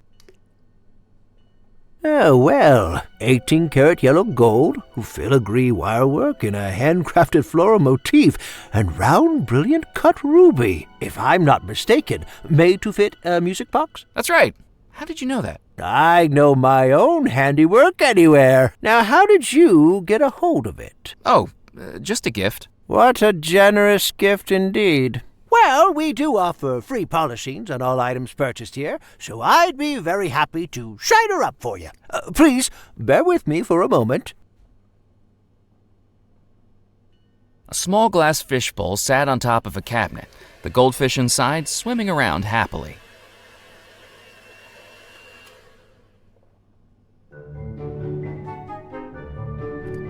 There we go, shining like a firefly's rear end. I'm afraid the clasp on the back has broken off. You weren't planning on wearing it soon, were you? I wasn't planning on wearing it at all. There's no shame in indulging yourself every once in a while. Lord knows I can appreciate the comfort and empowerment a pair of hosiery can bring. Anyway, we don't have any replacement clasps in stock, but I can put it in order. In the meantime, here's a button magnet that should hold it in place, as long as you're not too vigorous with it. Thank you.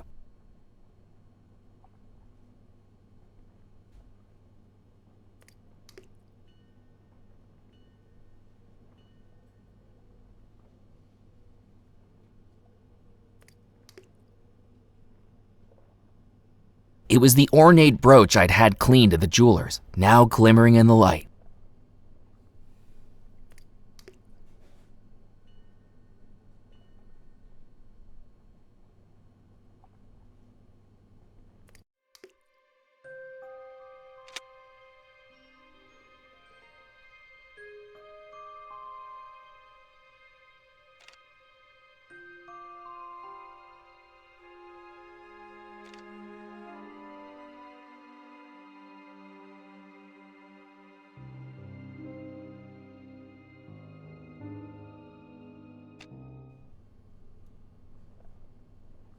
It was an ornate display cabinet.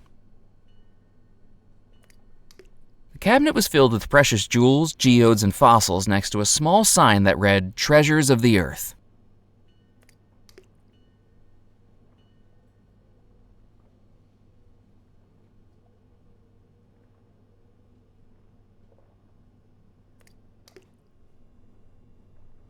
A small glass fishbowl sat on top of a cabinet, the goldfish inside swimming around happily. The neck of the bottle was far too narrow for the pudgy little goldfish to swim through. I thought I'd keep that to myself.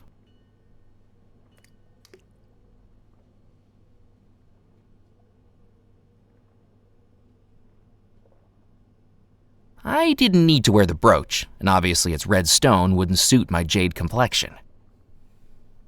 I needed to think of... Nope. That wasn't going to work. I couldn't do that. Nope.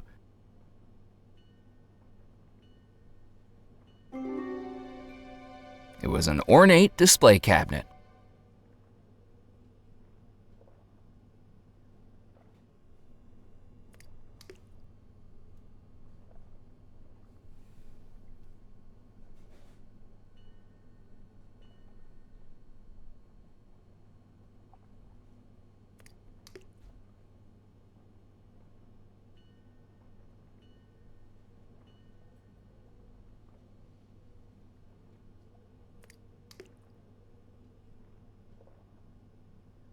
There was no way I could carry a fishbowl full of water and a live goldfish around with me.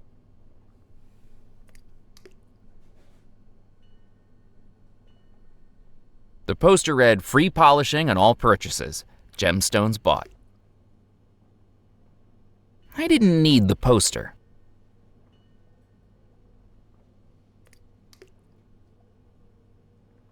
The store's cash register sat on the counter. I wondered how long it had been since it was last used. Robbing a jewelry store really wasn't my style. It was a gold leaf-covered carving of what looked like a goose.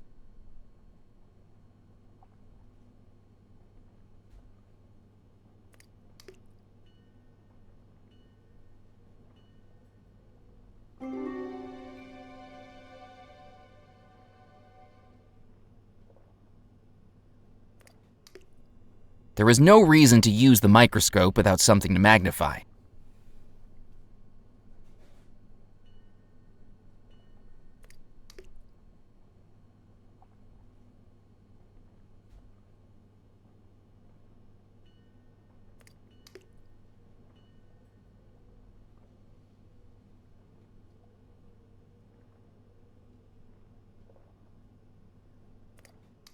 I didn't need to look at that more closely.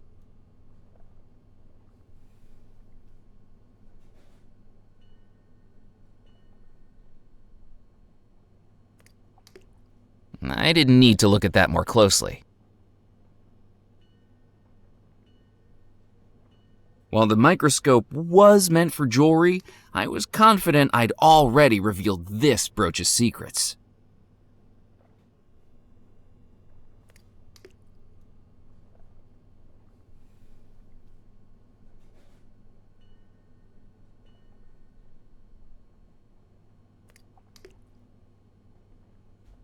I didn't need to look at that more closely. I didn't need to look at that more closely.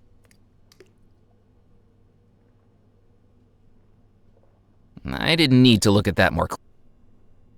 The jeweler was a small, friendly-looking man with a placid smile. He must have been an elegant man in years gone by, but now was a little scruffy around the edges, just like his jewelry shop.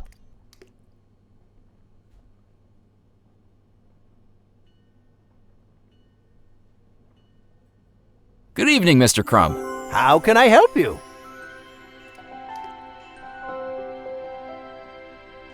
How's business tonight? You're not a millionaire with an enraged fiancé, are you? I'm not, no.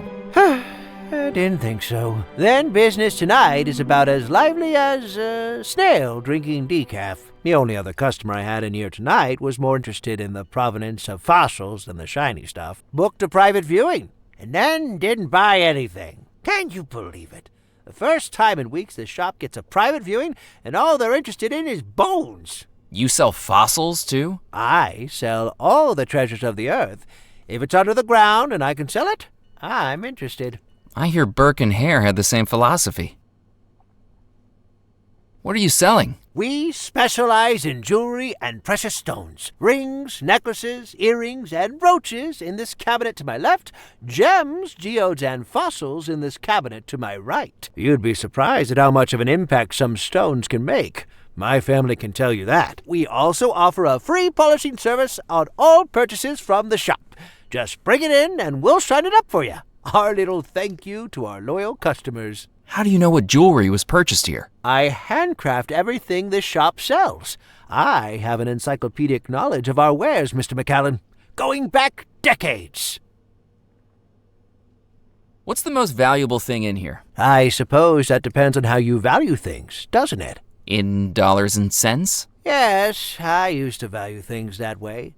But a lack of business has a way of making you more philosophical about these things. Now I'd say the most valuable thing here is Granny. Granny? Your grandmother is in here? That's right. In the fishbowl. Granny is my goldfish.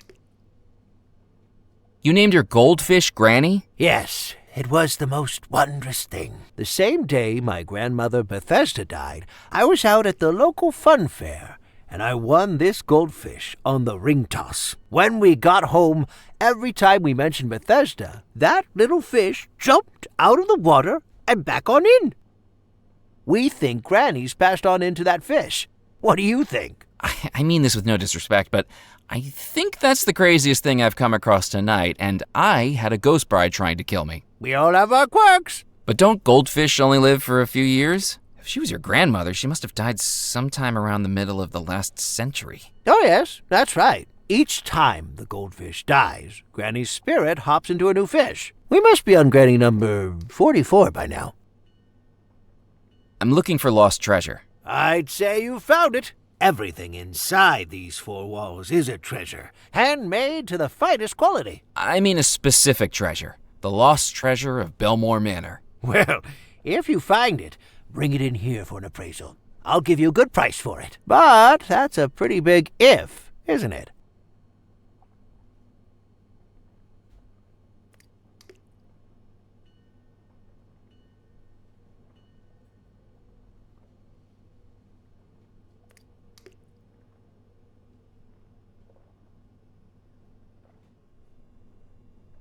What do you know about Belmore Manor? Oh, it's a tragedy what went on there.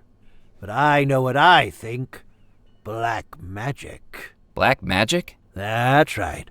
While some of us make an honest living around these parts, there are others who are lured in by the darker depths of the sea. Who do you think that was? Well, it's simple, isn't it? Abigail used to stop by here all the time, taking a gander at the rings and the necklaces. She was a lovely young girl who always saw the best in people. And Mr. Rackham, he was a model for how to run a good business. Honest and decisive. Now, that only leaves one person, doesn't it? The sailor? Exactly.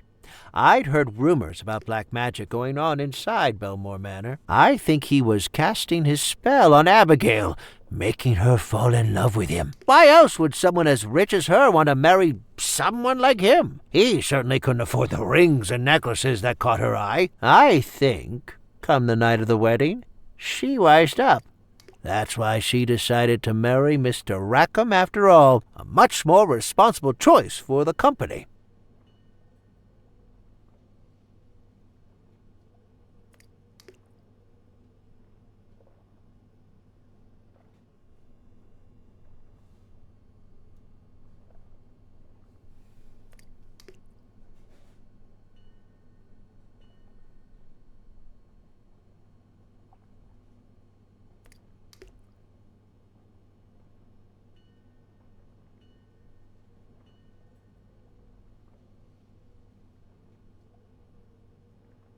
What's the carving on the front of your counter? That is the genuine stone carving of the Golden Goose, the famous brigantine. I could trace my family's history on the island back hundreds of years, right back to the ship's owner, Captain Bartholomew Crumb. You've heard of him, I expect. Captain Crumb, the vicious pirate? I read about him as a child. One of the most successful in the Caribbean. That is, until, as the story goes, he got pursued by a ghost ship. A ghost ship? Surely that can't be more than a legend. Then how do you explain this? Without a single shot fired, every sailor aboard his ship fell down dead, victims of an evil pirate who wielded a black stone. Captain Crumb was the sole survivor. He escaped undetected in a rowboat, and after days at sea, made it to this very island. After that, he never went to sea again. Instead, he set up this shop with the one chest of jewels he'd managed to carry away. Some of the gems you see around here still date back to that final hoard. A black stone killed the crew? Well, so the story goes. I suppose it explains my family's obsession. Not just the gold and jewels that tempt us, but the wicked stones that threaten us. Why did Captain Crumb come to Devil's Rock to set up his store? This was his home port. Devil's Rock used to be quite the lawless island. Legend goes he used to hide his treasure along the southeastern coastline. The island is dotted with caves. Plenty of places to hide the loot.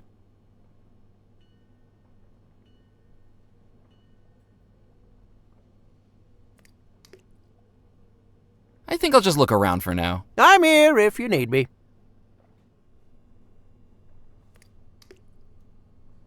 The cabinet was filled with precious jewels, geodes, and fossils next to a small sign that read,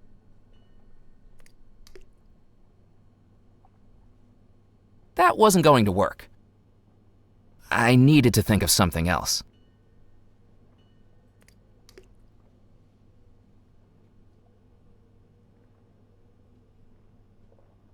Nope.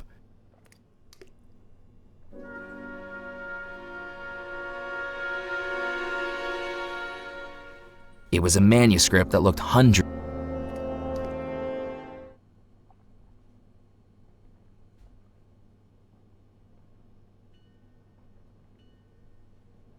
I thought I'd keep that to myself.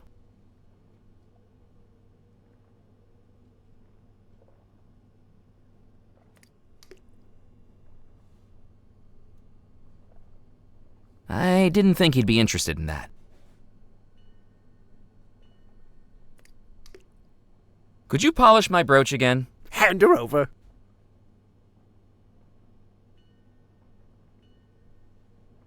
The neck of the bottle was far too narrow for the pudgy little goldfish to swim through.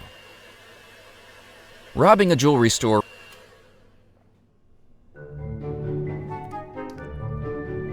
Here you go. Thank you.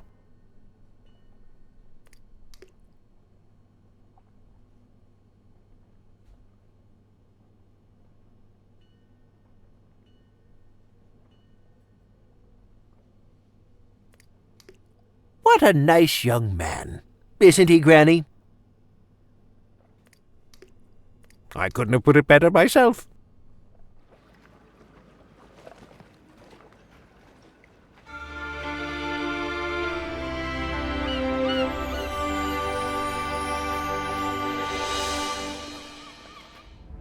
Murphy McCallan, so you're still here. What have you been up to? Anything newsworthy? That's none of your business.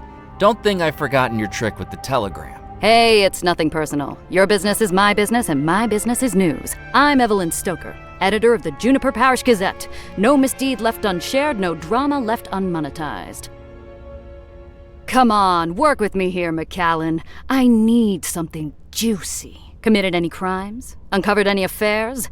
Any deep, personal secrets to reveal? The honest-to-God truth? No. I need a good story. I can't let something minor like the truth stand in the way of that.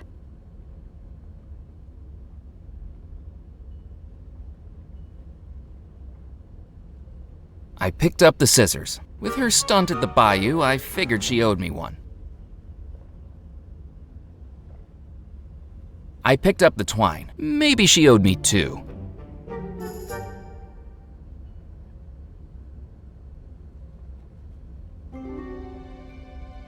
It was a big, fancy printing press, which must have cost a fortune decades ago, but was now very much out of date. Don't even think about it. The spring on that printing press looks like it's going to blow at any moment.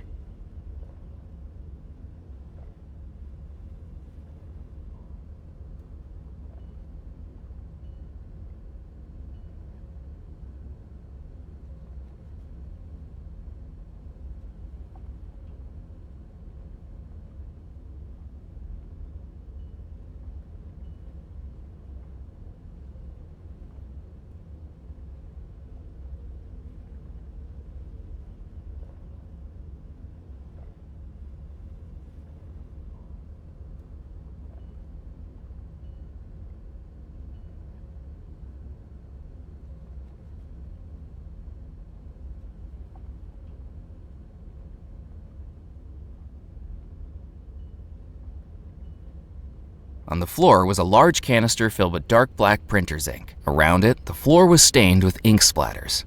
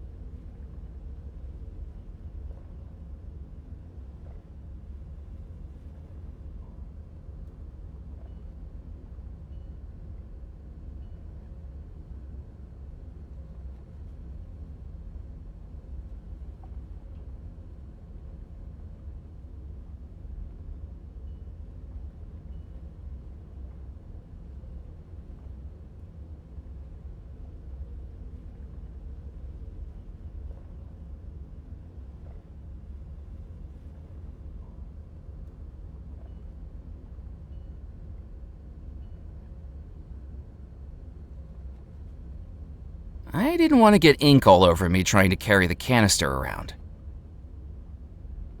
I needed to think of something else.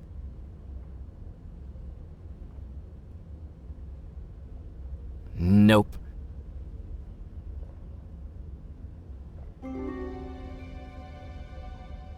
The back wall of the newspaper office was filled with filing cabinets. From the labels on the front, they looked to be archived issues of the Juniper Parish Gazette. Hey, you can't come back here. Sorry. Hanging on a peg at the far side of the room was a battered flashbulb camera.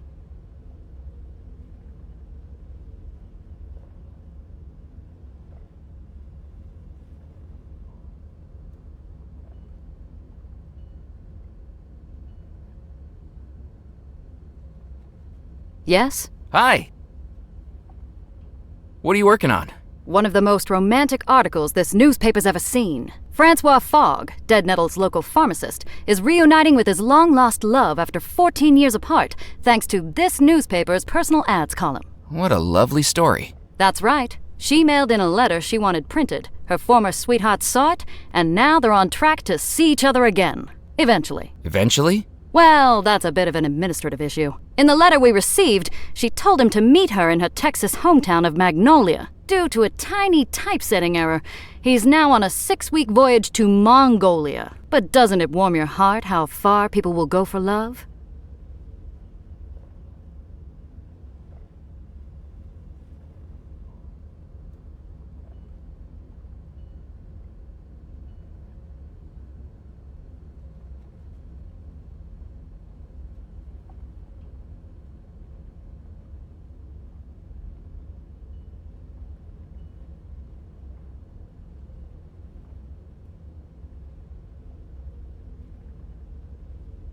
Don't you have more interesting stories to write about? The crackpots this island calls a population wouldn't know something interesting if they paid for it. Which they hardly do. Believe me, I've tried to get juicier stories. Scouring the island, doorstop interviews, hiding under windows. You eavesdrop on people through their windows? It's called investigative reporting. I'm doing some research on the treasure of Belmore Manor. Have you found it? Well, no, not yet. I've just started looking. Then don't waste my time. Come back when you've got the goods. You might not believe this, but I saw a ghost inside Belmore Manor. You know what? You're right, McCallan. I don't believe it. Really? You've been on this island how long? And you're already starting to sound as loopy as a local. Have you ever written an article on the disappearance at Belmore Manor? What a waste of column inches. Leave it. That's my advice. There's no story in it. No story? Not one that anyone would believe. And I've got advertisers breathing down my neck. What do you think went on? Practically everyone on this island thinks there was some kind of sorcery involved. No one is looking at the reality. If I write up my research, no one on the island will believe me. If I write their wackadoodle theories, I'll be laughed out of the industry. You can tell me what you've uncovered about Belmore Manor. Trust me, at this point, few things would surprise me. I heard the Belmore Trading Company was losing revenue, its profits eaten up by who knows what ventures those brothers had going on. I've seen the records. The company was privately owned, sure, but when you've got pressure building and the sharks are circling, you've got to shore up your defenses. I think that's why the Belmores persuaded Abigail to marry John Rackham. Marry someone she didn't love? But he didn't love her either. He was just after the company, so he hires the sailor to seduce her, convince her there's more to life than Devil's Rock. And as soon as she marries Rackham, they split, never to see each other again. He inherits the lot, and she disappears with her lover boy sailor to who knows where. But why do you think all the guests disappeared? They bumped them off to cover their tracks. Either one of them could have been sunning it up in Sarasota ever since. But imagine me writing that into a piece of serious journalism. Would you take my photograph? Do you know how much the chemicals cost to develop those photographs? I'm on a limited budget here, McCallan. Unless you've done something notable, you're not getting into print. Did you know Comptroller Grimes? How could I forget him? The guy was a walking, talking migraine generator. Surely you shouldn't speak of the dead like that. Why not? I spoke plenty worse about him when he was alive. Anyway, I'm sure everything happens for a reason. And hopefully that reason is to increase my circulation numbers. Everything's connected, you know. Have you ever heard of the butterfly effect? I suspect it works for moths, too. because I can never get the damn things out of here. Some people say that if a man breaks wind in Alabama, it can cause a hurricane in Fiji. I think I shared a train car with that guy on my way here. What's in those filing cabinets? Past issues of the paper, going all the way back to 1858. Of course, things were a lot more interesting when Dead Nettle was thriving. People, ships, and cargo coming and going. Lots to report on back then. More than the dregs I have to dress up now. Why did the ship stop coming to Dead Nettle? The Belmore Trading Company was the heartbeat of this island. After the disappearance, there was no one left to run the company, and it all got sold off. When that folded, so did pretty much everything else. Do you have any back issues featuring the Belmore Manor wedding? We don't, I'm afraid. Most of the paper's directors were at the wedding, and disappeared along with everyone else. The newspaper had to close up shop for months while it was restaffed. This was back when the Gazette wasn't run by just one person. I think I better be going. Keep your eyes peeled for a story, McAllen. There are secrets on the island, and it's my job to run advertisements next to them. I didn't think she'd be interested in that. Nope. That wasn't going to work. I didn't think she'd be interested in that. I couldn't do that. I couldn't do that. The twine would be more useful to me intact.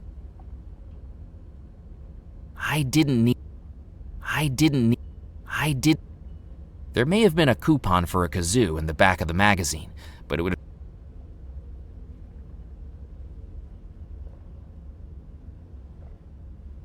What do you think of this magazine? Interesting. Interesting. This is the type of lowest common denominator dross I should be putting out. Who needs fact-checking when you can blame things on the boogeyman?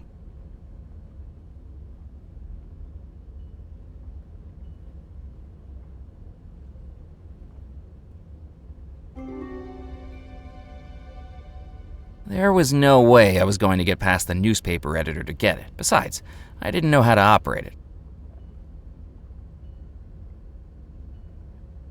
I couldn't do that.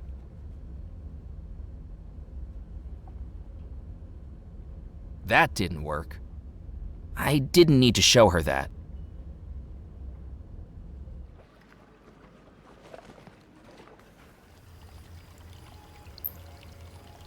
The courtyard echoed with the trickling noise of a small fountain.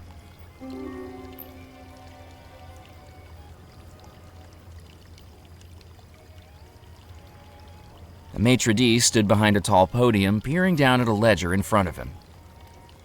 The maitre d' stood behind the podium with his nose so far up in the air he could use it as a periscope, and more grease in his hair than deep-fried calamari. He seemed to be doing everything he could to pretend I wasn't there. I glanced at the ledger on the podium. It was mostly empty. The words I could see were written in such an unreadable scrawl that looked like a centipede had dipped its legs in ink and skittered across the page. There was nothing in the fountain except a rim of moss and dirt that made it look like a stained toilet. I couldn't do that.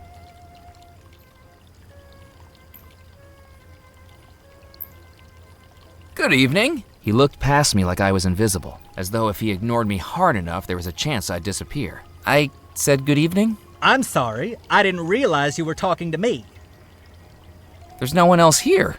Wishful thinking on my part. Have you taken a wrong turn, sir? I'm just having a look around. Well, make it a quick one, and I shall need to know your name. Murphy McAllen, and who do I have the pleasure of speaking to? My name is Felix Greer, maitre d', bartender, and acting manager of the Captain's Club. When Mr. Perkins has the night off.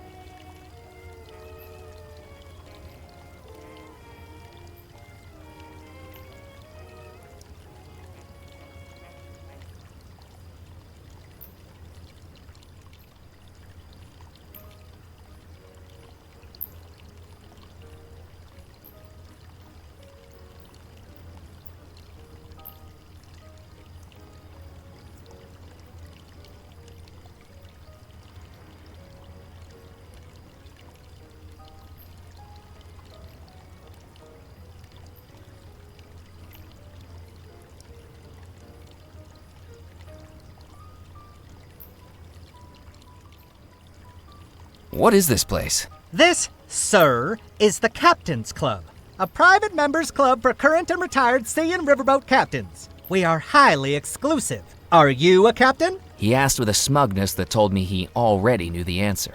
I thought not. Then may I recommend a swift exit? You'll find a convenient egress to your starboard side. If you like, I can give you a good swift kick in the right direction, sir. And don't feel a need to stop walking until your ankles get soggy. I'm looking for the lost treasure of Belmore Manor. Oh, goody! Another young adventurer seeking fame, fortune, or some combination of the two. Just the local color Dead Nettle has been lacking.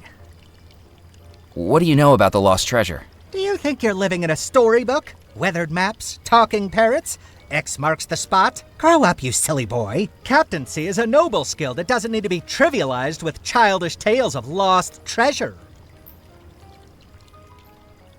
You must have some thoughts on the disappearance. On moonlit nights, when the waves crash against the rocks, the captains of this club trade yarns about this very mystery. Did you know Abigail Belmore's fiancé was a sailor who worked on the ships? Some of the old boys here even worked with him. They say he loved her, as true as a captain loves the sea. But she was a temptress, a siren.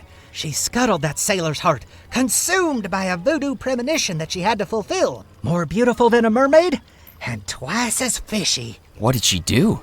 After months of engagement, she broke it off and chose to marry an officer of the company instead, on their very wedding day. Why did she do that? The rumors I've heard are that they discovered something in the Caribbean. Something wicked. Something that consumed them and drove them to heinous acts. The Belmore brothers swore their crew to secrecy, and the men were loyal to their word. But the rot in the rope was that sister, Abigail. People say that whatever they discovered took hold of her. With the sailor's broken heart and the officer's resources, she was about to unleash something terrible. Until the disappearance halted her evil plans. Do you think that's true? Of course not. It's all nonsense. But the captains do love to outperform each other with such tales on a dull evening. What makes you think I'm not a captain? For one thing, you lack the grizzle, the crustiness, the essential R of a captain. How do I get those? Years of exposure to saltwater and a sullen, uncooperative crew, I should think. Do you even have a boat? Actually, I did have one earlier this evening, but an alligator fell on it. Admittedly, it was only 3 inches long. It isn't the size that matters, sir. It's the motion of the ocean. Tell me, have you ever captained a three-rigger through a tropical typhoon? Have you ever run the rapids of the Mississippi without hitting a single reef? Wind in your sails, fire in your furnace, waves beneath your keel? Have you? Well, it's a little complicated. In what way? I get seasick. Is the club busy tonight? Well, we haven't opened yet, but if it's like last week, it'll be quite the lively soiree. I could barely keep up. The members here like to have a good time? That's right, sir. Both of them. This town sure isn't what it used to be. What's happened to Dead Nettle? Do you think you've wandered into the Tourist Information Center? I can assure you, you'll never meet a tourism official who dresses with this much panache. Stuart LePew, head of the Devil's Rock Historical Society, looks like a thrift store had a crisis of conscience and threw up on him. I was just hoping to talk to someone so obviously knowledgeable about the area. Well, yes, that is true. I am plagued with an encyclopedic knowledge of the locality. My concierge duties require it. I have a spiel. Felix pushed out his chest like this was his moment in the limelight, his eyelids half closing as he performed before imagined crowds. Welcome, hardy traveler, to our quaint port town of Dead Nettle. Once this town you see around you was a hub of commerce, a beacon for ships bravely navigating between America, Europe, and the Caribbean. With the unfortunate dissolution of the Belmore Trading Company, our town has settled into a quieter life, perfect for the sailor ready to hang up their cap. We hope that you enjoy your time in our cozy town and perhaps explore some of the local sites here in Dead Nettle. Well, Excuse me? I was expecting applause. Is there any way to prove I'm a captain? You might show me your captain's license. As I'm sure you know, the state of Louisiana requires all captains of both river and sea to carry one. But don't try to foist off a fake on me. Last week, we had someone present a license with a photograph distinctly unlike their contemporary appearance. The photograph was clearly of someone a good deal older than them, with more facial hair, and most importantly, one less eye. You know, I quite like being out at sea. Oh, really, sir? Bobbing along the ocean waves, up and down, like one of those roller coasters at Lunaland. Up and down and up and down. If sir would please be quiet. Else I expect there'll be a few waves of something coming out of my mouth any moment.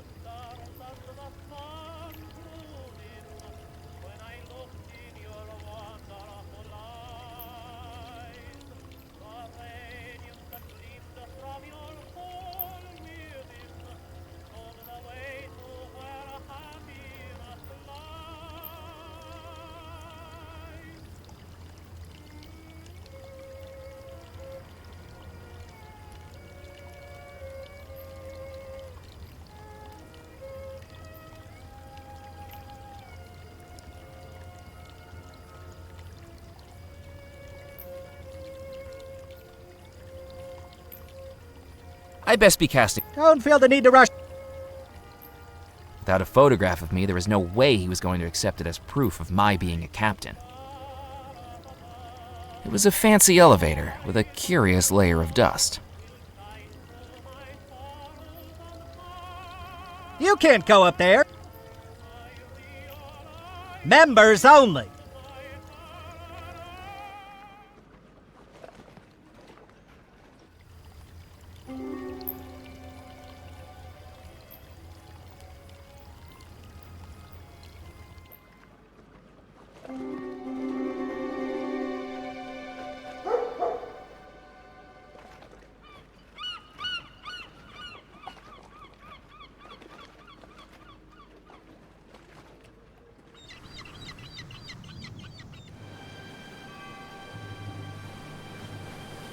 On the wall of the fort was a rusting metal plaque attributed to the Devil's Rock Historical Society.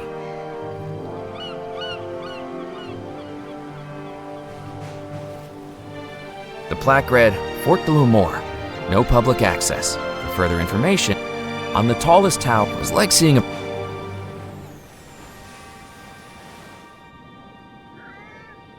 The cat was staring at the lantern, mesmerized by the light. I jiggled the gate, but it wasn't going to open. If pirates and the colonial powers of Western Europe weren't able to get into the fort uninvited, I wasn't about to either.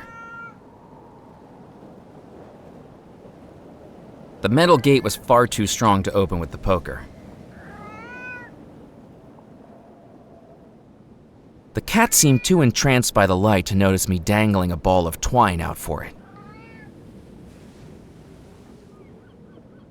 I couldn't do that.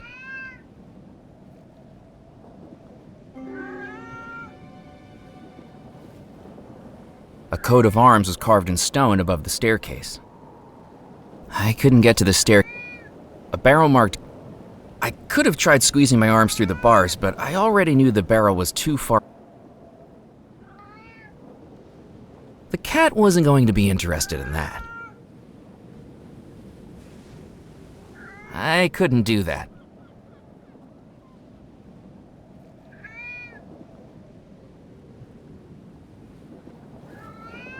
I couldn't do that.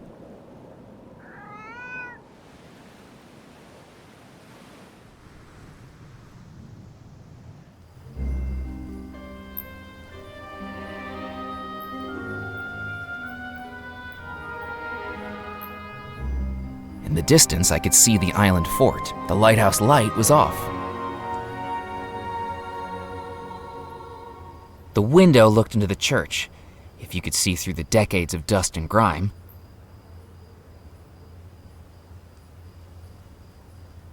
The church door was solid and understated, like much of the rest of the church.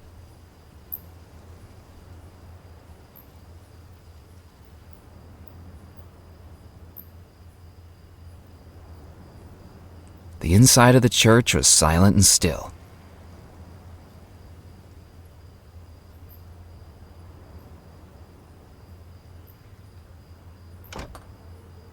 The church door was locked. Nope.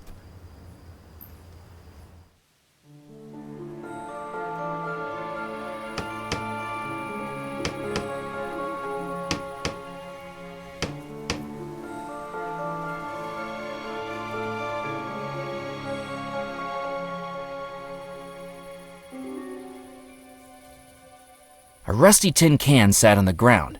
Its label read, Bloom's Canned Beef, family-sized. Appetizing. The tin was full of nothing but holes.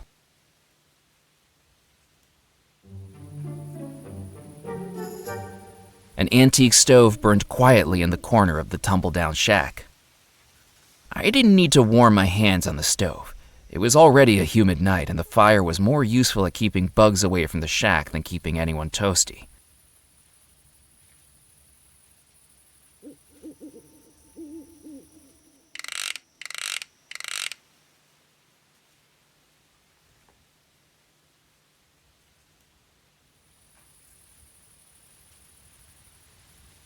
A coffin sat upon a rickety-looking table with one leg shorter than the others.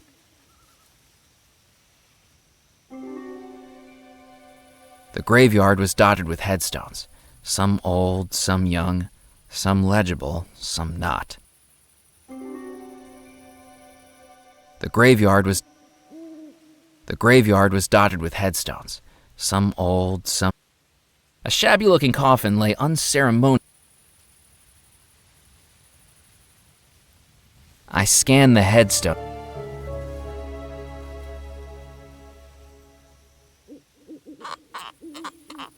With the jack removed, the table rocked freely.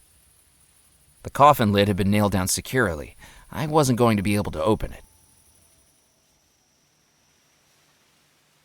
The gravedigger definitely wouldn't have been happy with me prying up the lid of the coffin. A scruffy-looking man was working away within the remnants of a shack. He looked like the kind of guy who would pass for a scarecrow if he stood still long enough. Hello? Yeah! God darn it! Don't sneak up on people like that! You frighten the dying daylights out of me. He looked at me like he'd seen a ghost. Sorry, you seem a little jumpy. I thought you were that pesky little girl again. A little girl? That doesn't seem like a reason to be scared. She's a terror! One of these days she's gonna give me a heart attack. Last week, she showed up with a doctor's note she'd forged, saying a man I'd buried that day was just a very deep sleeper. 7 hours I was out here digging him back up, at my age. And was he sleeping? Dead as a dodo. Just like that little girl will be if I get my hands on her. Who are you, anyway? My name's Murphy McCallan. I've just arrived on the island. Well, welcome, Mr. Murphy. I'm Edgar Kettle. Gravedigger, undertaker, coffin maker, and anything else that needs doing to keep this cemetery running. I'm looking for the treasure of Belmore Manor. Oh, a treasure hunter. Well, let me tell you something, young man. Don't even think about digging up my graveyard. There's no treasure buried here, and I'm already busy enough filling in the holes that are supposed to be here. Do you know anything about the disappearance at Belmore Manor? I think it's important to let the dead rest in peace. But what if they're not in peace? Well, you got me there. Listen, I think there's more to that story than meets the eye. You know the 3 brothers went missing, right? Well, if you ask me, I think Abigail Belmore was behind it. She was engaged to a sailor, but nobody like her would go for a commoner. She might have loved him. She could have loved somebody with a big bank account, too. I think she must have been using him, pretending to love him so he'd do her dirty work for her, bumping off her brothers. Then afterwards, she drops him and goes to marry the officer of the company. Fiendish. Do you have any proof? Yeah, just a feeling, that's all. But when you work with cadavers, you kinda get a sixth sense about things. What do you think was behind the disappearance? Well, the sailor must have found out he was being manipulated, right? Done something to get his revenge. What do you think he did? Nobody knows. He could have been working his way through those bodies like a madman. All we know is that everyone in that house disappeared. To tell you the truth, I'm quite relieved they did. Why's that? Because if they hadn't disappeared, it would have been this old fool who had to bury him. Saved me a lot of work. Did you make this coffin? I sure did. But this is no more than a pauper's coffin by anyone's standards. The finest the parish pension can buy. Lock them in lumber, leave them to slumber, that's what I say. This'll end up 5 feet under by the end of the night. I thought it was supposed to be 6 feet. You're not the one doing the digging. 5 feet means I get a tea break. Have you got any spare coffin nails? No, I don't have any to spare. I've got a backlog of bodies begging for burial. But does the parish increase my funding? Nope. The roof's leaking, my table's broken. I've used floorboards to build some of the coffins. Take my advice. Don't go into this line of work. Undertaking is a dying business.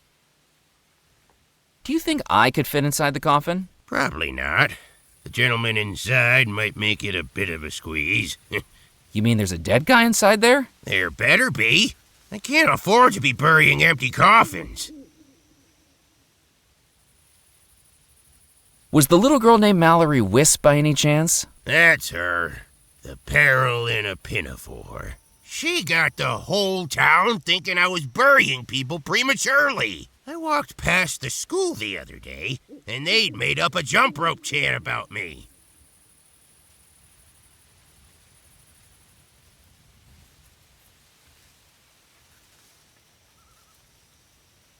Oh, what was the chant the school children made up about you?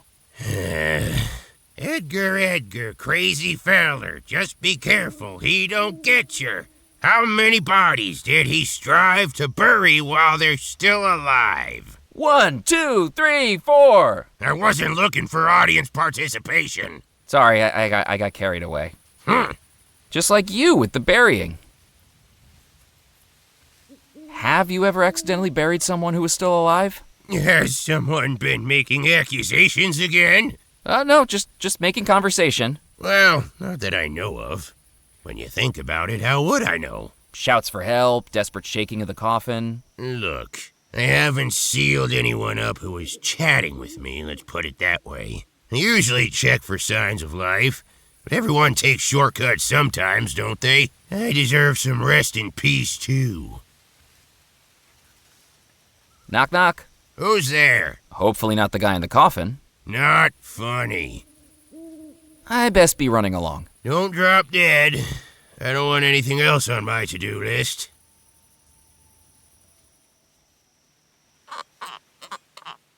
A mischievous idea began to form in my mind. Hey, I think the guy inside here might still be alive.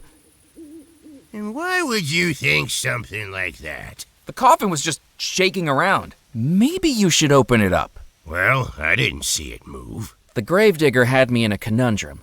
I could hardly start shaking it right in front of his eyes. And unless the body inside starts jiggling around, I'm not opening up that coffin.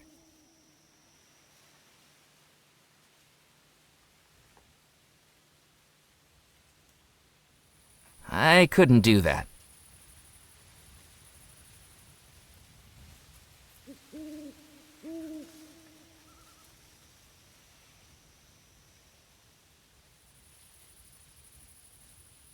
Nope.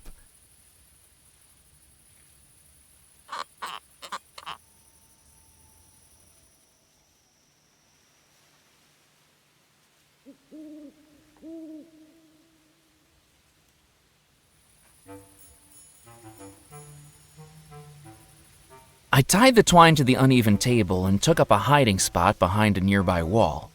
It was time to wake the dead. Hello? Hello? Why is it so dark in here? Huh? Who's that? I'm stuck! Help! Help! Mallory, if that's you again. Get me out of this thing! Oh no, not again.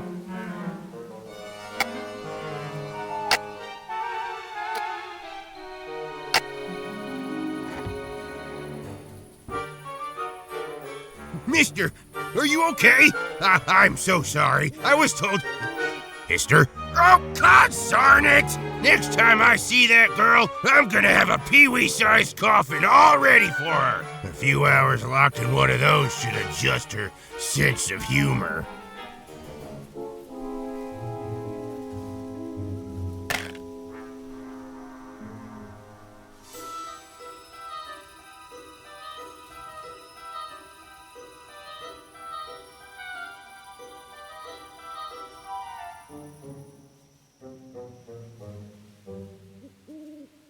I'd never seen a dead body before. Searching the dead man's body was not something I wanted to do.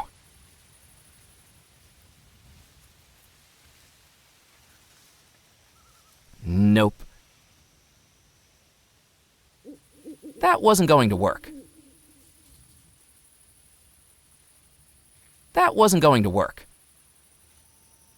I couldn't do that.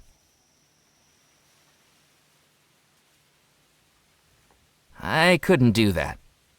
Searching the dead man's body was not... I'd never...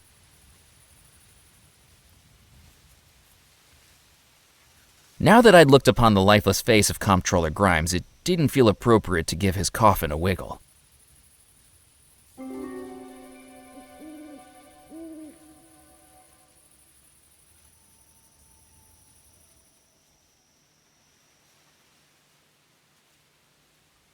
I picked up the handful of discarded coffin nails from the tin.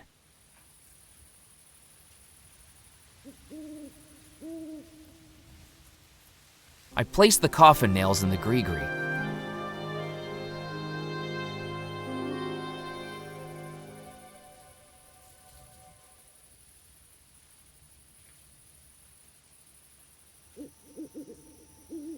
I scanned the headstones for anything of note, but didn't know what I was searching for.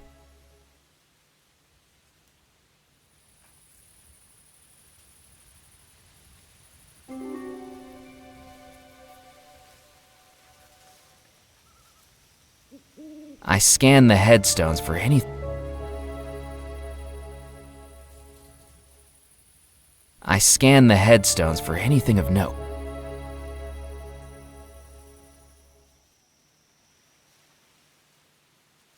I couldn't see any way to open the crypt door. Not a doorknob, not a keyhole. Whoever sealed this up intended to seal it up for good.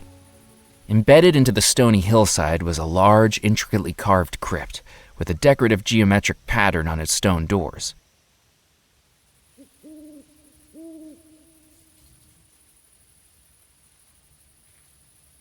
The crypt door was solid granite with ironwork edging. That didn't work. Nope. Nope. I needed to think of something else. Hurry up with the barrels, Morris. We gotta get these unloaded before anyone sees us. Are you sure this is a good idea, Musket? I don't think we should be using a church as our hiding place. You're not being paid to think, Morris. You carry those barrels in here and let me worry about the theological implications. This place has been abandoned for decades. There's nobody around. Nobody living, maybe. What if there's ghosts, boss? Darn it, Morris. If brains was dynamite, you wouldn't have enough to blow your nose. Now get unloading. And keep an eye out for anyone snooping around. What if someone catches us? If anyone asks, we're the new clergy. We tell them these barrels are full of communion wine. I thought we was rum runners, not wine runners, boss. Communion rum, then. Ah, gotcha. Remember, St. Juniper's Church is a place to get closer to God. And if anyone questions our alibi, we make sure that happens. The pair of rum runners looked like the human personifications of the dish and the spoon from Hey Diddle Diddle. The gangly spoon bossing around the rotund dish as it carried barrels effortlessly from the jalopy and into the church. As it turned out, nursery rhyme characters become a lot more intimidating once they have revolvers.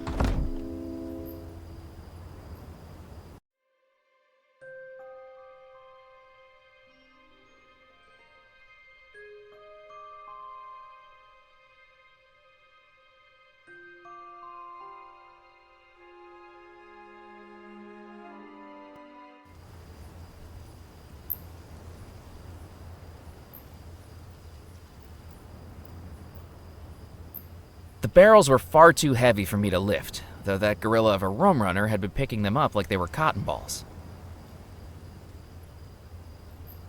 Nope.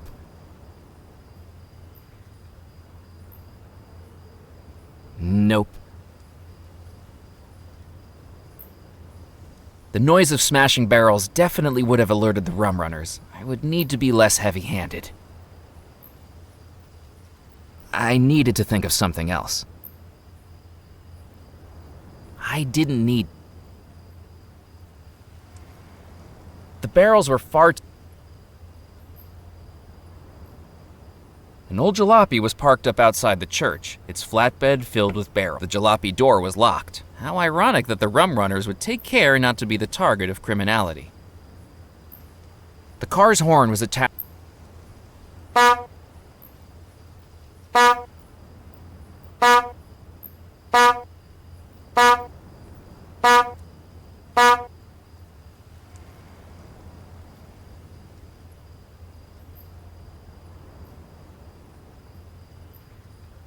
I didn't need to cut that. I couldn't do that.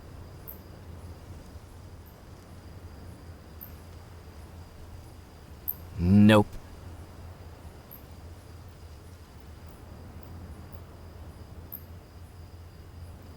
I didn't need to do any mechanical work on the jalopy.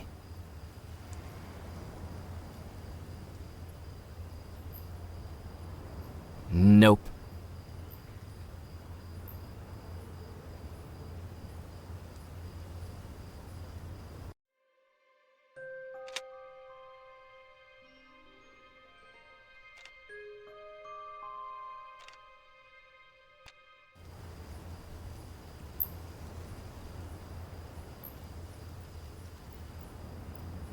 Wandering happily into the hideout,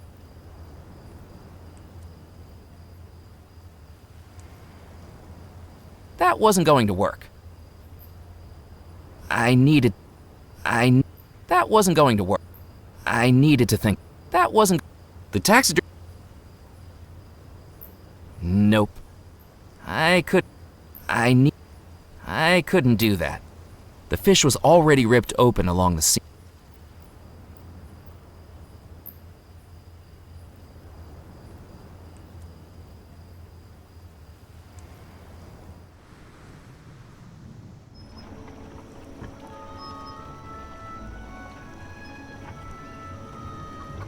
Cluck, cluck, buck, buck, buck, cluck. I tried to persuade the chicken to come outside, but clearly I was out of cluck.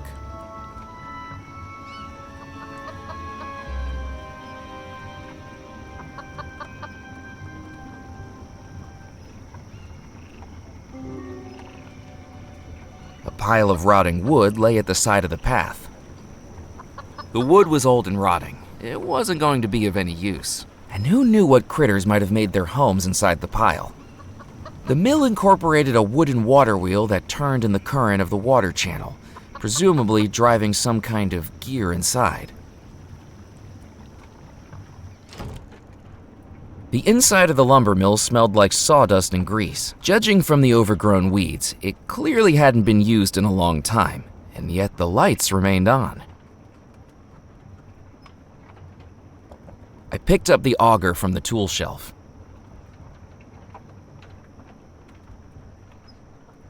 In the middle of the room was a large sawmill. The conveyor belt would have carried logs up to the blade, cutting them in two.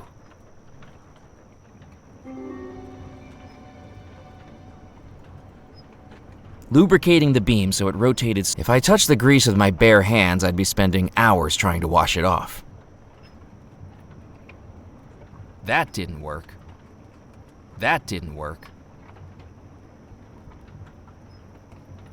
That wasn't going to work.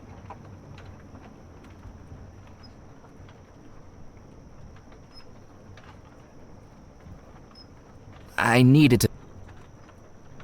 That wasn't going to work.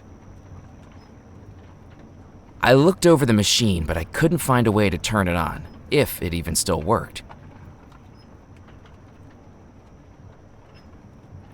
I didn't want to touch it. I hadn't seen something with that many scary-looking teeth since Old Lady Malloy's German Shepherd got loose on my 10th birthday.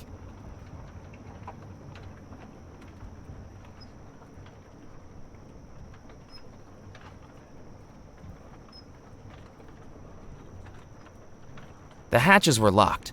From their shape, I deduced they were for storing lumber, and I wasn't in need of any 2x4s.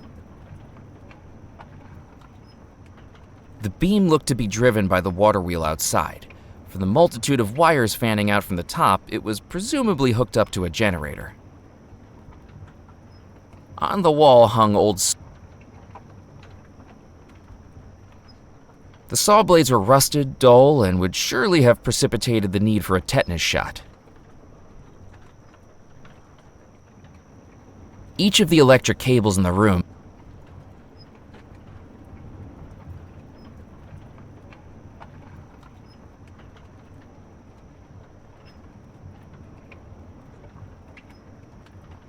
The electrical safety of the panel looked questionable. I wasn't going to touch it. I tried the door, but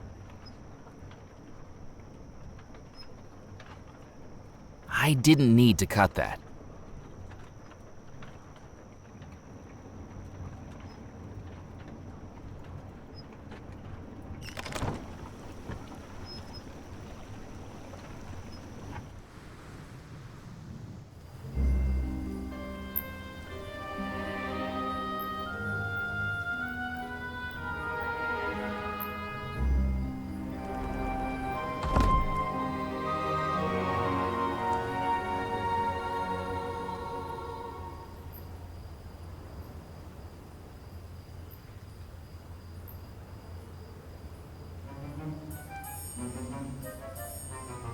Using the auger, I drilled a small hole in the barrel, and out poured rum.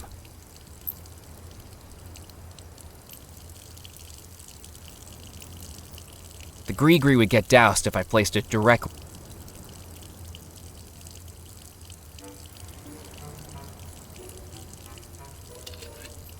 I filled the bottle with rum pouring from the barrel. Relief washed over me at the realization that I'd done it without getting caught by the two rum runners. Hey, Musket! There's someone out here! Or so I thought. Hey, fella, what do you think you're doing snooping around here? This is our church, you know, and it's closed.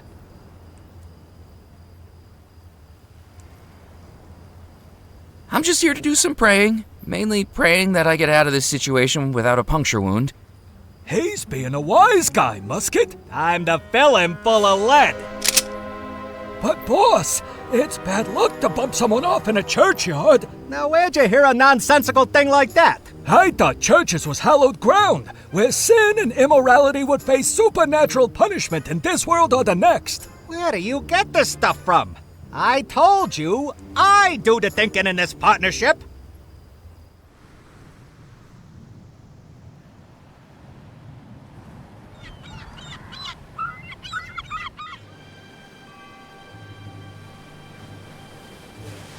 I poured the rum into the gree-gree.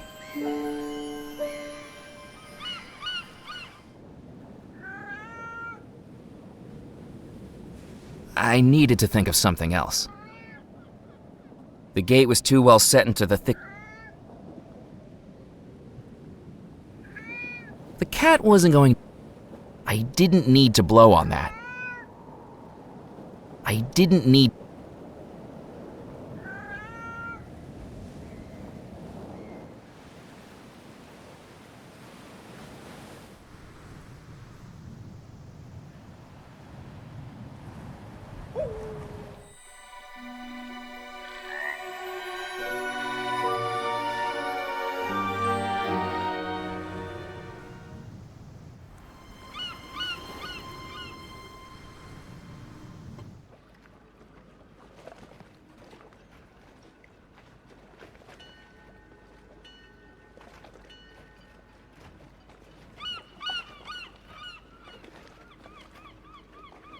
Nope.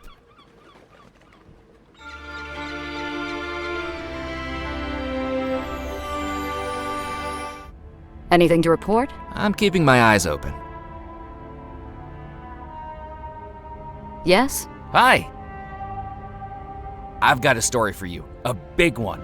There are rum runners at the old church. Keep your voice down, Motormouth. Do you want us to end up in the obituaries? I thought you wanted a real scoop for the Gazette. I do, just not one that gets me on the wrong side of the mob in the process. Pigeon elected mayor, cow does the high jump. Those are the types of stories that get eyes on the front pages. But I thought journalists had a duty towards truth, justice, and society. Where'd you get that poppycock idea? My duty is towards the circulation numbers. And while I'd love a shocker of a story, I'd rather not become the story, if you catch my drift. I think I've got my... I didn't want to get ink all over me trying to carry the canister around.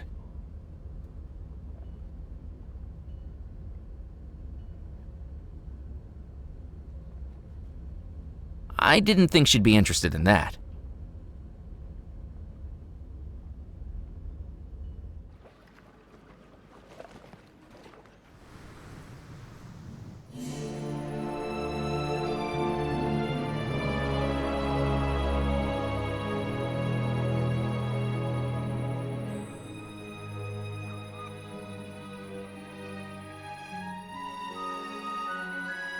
I went to open the door into Belmore Manor. I was sure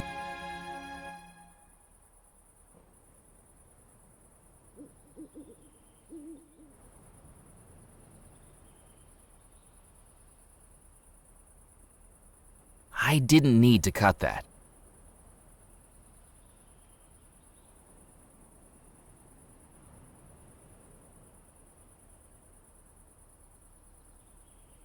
The rope was too thick for the scissors to get purchase. I would have been hacking away for hours like a nearsighted lumberjack. That wasn't going to work. That didn't work.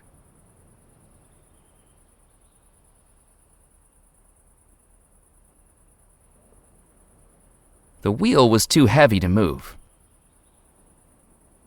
I needed to think of something else.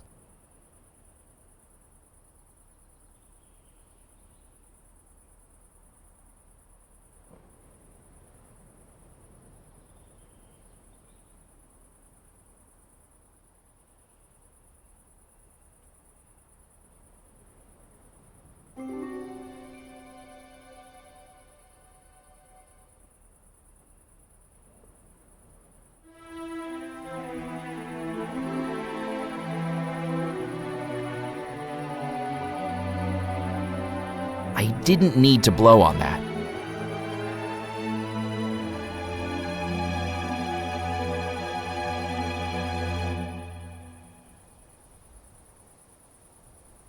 I didn't want to make a hole in that.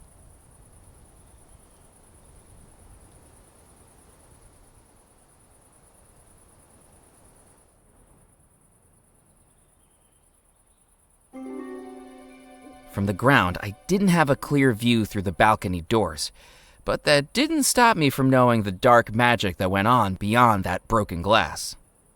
The balcony was broken where I'd been.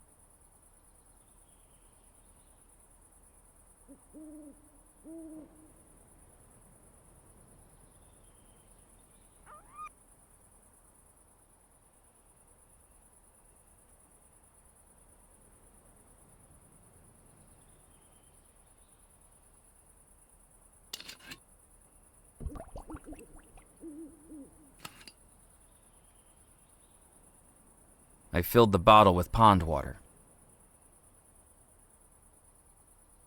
I didn't need to cut that. Nope. I didn't need to pour water on that. I didn't need to pour.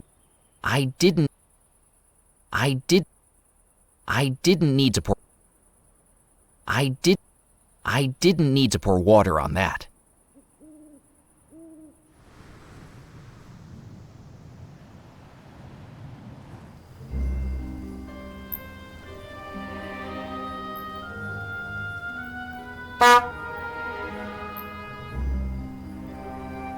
Wandering happily.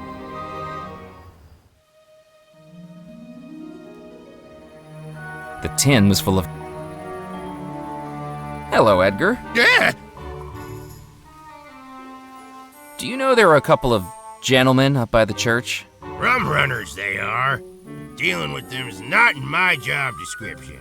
As long as they don't mix up the stiffs I'm burying with the stiff drinks they're smuggling, I'm keeping my nose out. Curiosity killed the cat, you know, and I really miss Mittens. Who is it you're... This is Theodore Grimes. He was the comptroller for Juniper Parish? That's right. You know him? We were supposed to have a meeting. Clearly he's going to miss it. Sure is. Now he's the late comptroller Grimes. I best be running along. Goodbye. I didn't need to...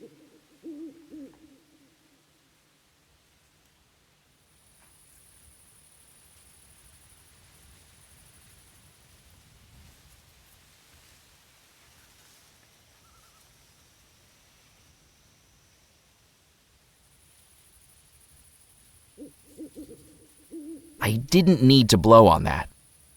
I didn't need to blow on that. I didn't... I couldn't see any way to open the crypt. Whoever sealed it.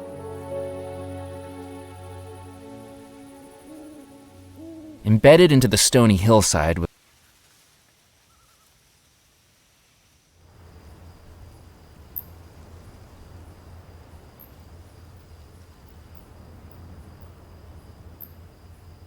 I could see the shadows of the rum runners moving around inside the church, but I didn't want to get too close in case they saw me too.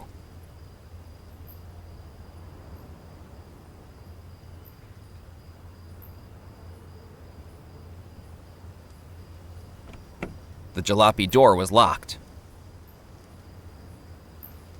If the rum runners caught me breaking into their getaway car, I'd end up bundled. Besides, from what I could see through the window,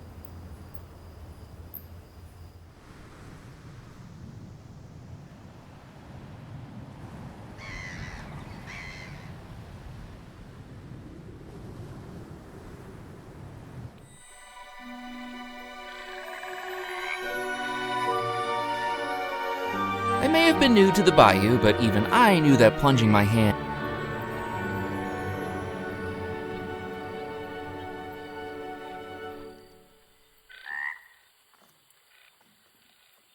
I considered climbing the water tower, and there was plenty.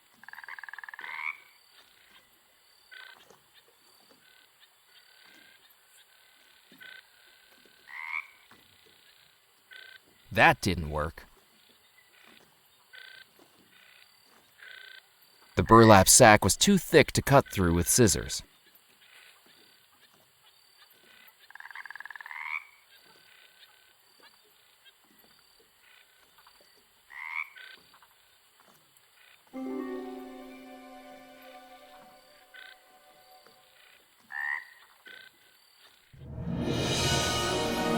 You've returned.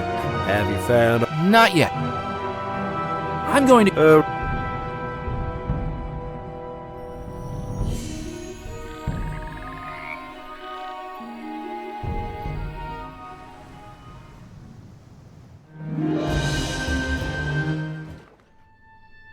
Welcome back! The neck of the bottle was far too narrow for the pudgy little goldfish to swim through. The neck of the bottle.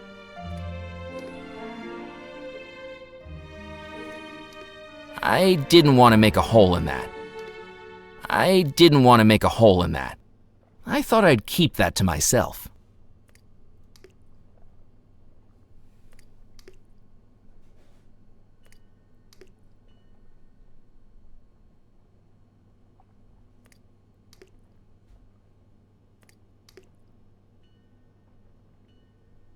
I needed to... That wasn't going to work. Nope. I thought I'd keep that to myself.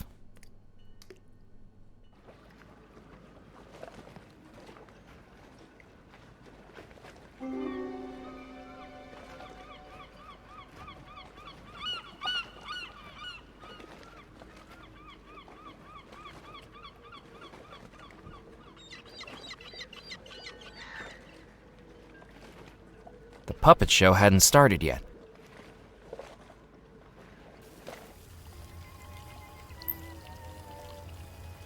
The bottle was already filled with water.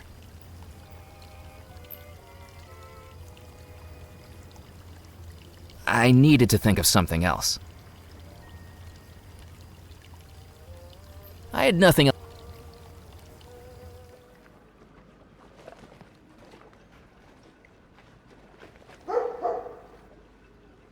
The stories about Belmore Manor are true. I saw the ghost bride inside the house. Blast it, Murphy. Don't say I didn't warn you. This island has had its fair share of the macabre. The best way to deal with it is to leave well enough alone. Why are you searching for that treasure anyway? Well, it's my job. The state's claim on that money runs out at 8 a.m., and I'm supposed to find it. You seem pretty passionate about something that's just for work. What are the odds you draw an assignment like that? Well, I might have made my own luck there. They wouldn't normally authorize an investigation so close to the statute of limitations running out, especially on a 30-year-old cold case. But thrust a stack of forms in front of the boss 5 minutes before clocking off on a Friday afternoon, and he doesn't care what he's signing. Let's just hope he wasn't signing your death warrant. Most of my investigations don't amount to more than counting paper clips in a municipal building or going cross-eyed over receipt rolls in a courthouse. When I found that old case folder tucked behind the filing cabinet, its only lead, a water-stained magazine, talking about a real-life haunted house, how could I pass it up?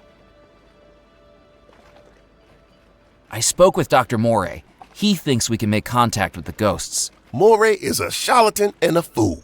Only got into hoodoo and voodoo a few years ago. Before that, he was an actor over at the Calliope Theater, and not a very good one. He's the only person I know who directed and starred in a one-person production of The Pirates of Penzance. And that's because all the rest of the cast dropped out rather than work with him. He's always been searching for respect and recognition. Who would have known he found it by living in the swamp and reeking of incense? Don't you believe in voodoo? I certainly do. I just don't think Moray's got any more control of it than a rooster has control of the sunrise. His understanding of voodoo amounts to whatever he's gleaned from one of those horror pictures Ventura Studios puts out at the movie palace. My mama used to know all about it. God rest her soul. Voodoo isn't some made-up Hollywood magic, Mac. Voodoo's a real religion. It's about community, about belonging, and about searching for something more than flesh and blood. It's not the snake oil he peddles. What do you think happened at Belmore Manor? Now there's a tale I don't like to tell. Can I persuade you to tell it anyway? I have a feeling I ain't gonna get any rest until I do. You know about Miss Belmore, the bride, engaged to the sailor? Nah, the way I hear it, Mr. Rackham was over the moon with her. Such an upstanding fellow. I won't have a bad word said against him. Now he realized that the sailor was going through terrible lengths to ensnare his bride, and Mr. Rackham tried to save her. I heard that the sailor cottoned on to this and tricked Rackham into giving the lady a gift. That's what made everything go topsy-turvy. What was the gift? There are places in the Caribbean that trade things more elusive than gold. Ungodly things. Do you think the disappearance was caused by voodoo? And that's what my mama used to say. If you're not careful, that stuff can go to your head. No luck fishing? Not a bite, Mac. The Pengoza fish just ain't snapping for me today. Shame, too, because I'm planning on firing up my grill later. And the tastiest catch in these waters. How do you catch a Pencoza fish? With hours of patience and decades of practice. You ever wrestled a rod before? Just the once. I went fishing on Lake Erie, but the only thing I caught was a cold.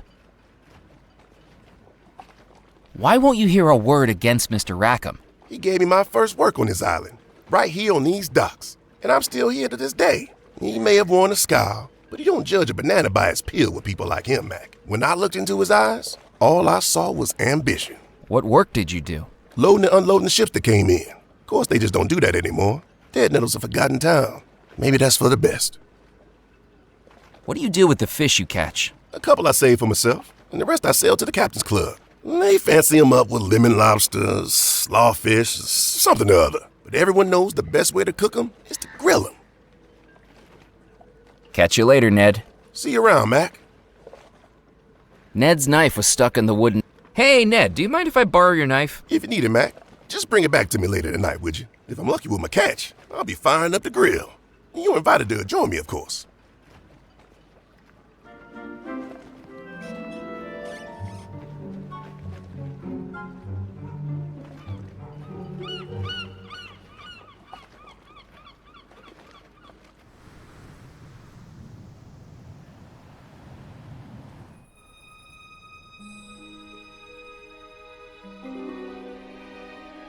A horseshoe hung above the... The horseshoe was... I couldn't do that. Nope. A table and chairs sat inside. From the patina of rust, it was clear the patio set hadn't been used in decades. Ouch! So much for good luck. I picked up the horseshoe that had assaulted me. It was heavy, as the bump on my head attested. With the ripped seam as an opening, I placed the horseshoe inside the taxidermy fish. Now it was heavy.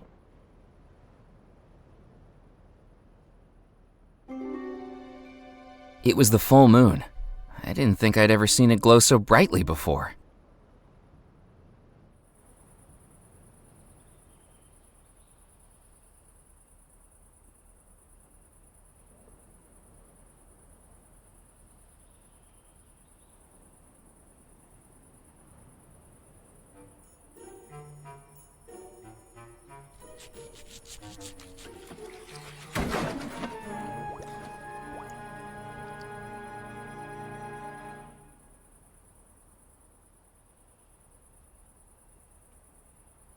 I wasn't going to touch the molasses with my bare hands. With the items I was borrowing across the island, some may have said I had sticky fingers, but this would have made it a little bit too literal.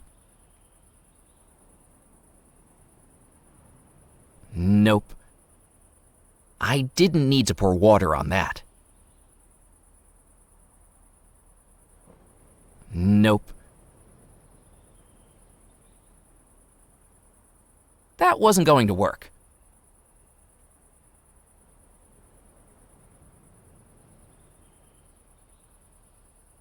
I needed to think of something else.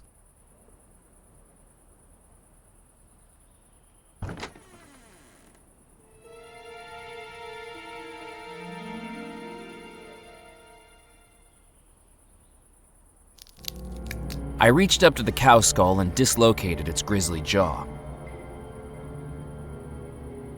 I placed the jawbone into the gree-gree.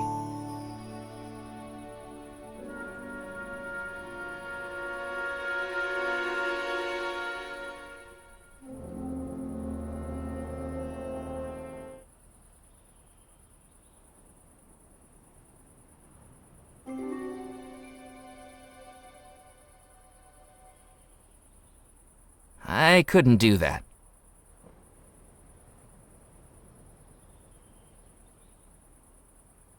I didn't need to pour water on that. I didn't need to pour water on that.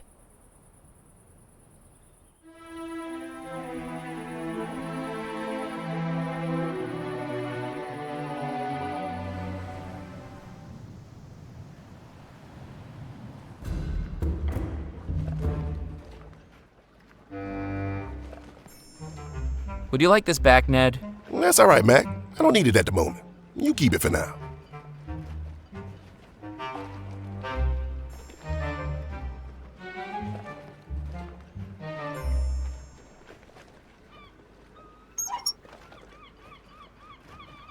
Mac, does that say what I think it does? You've been holding back on me. That breaks Scribb's record. McAllen! How does it feel to have decimated the town record in your first few hours on the island? How did you hear about this so fast? It's my job to know about things fast. Now, I'm asking the questions here. Where'd you get the fish, McAllen? Well, it was a mighty battle on the southern coast. Its fins strong as a motor, its mouth as fierce as a tiger's. I paused dramatically to allow my fishing prowess to wash over them. What rod did you use? Wooden one? I mean, what make? You know, I didn't use a rod. You caught the fish without a rod? It was more one-on-one. Mono, fisho. You wrestled a fish? And I won.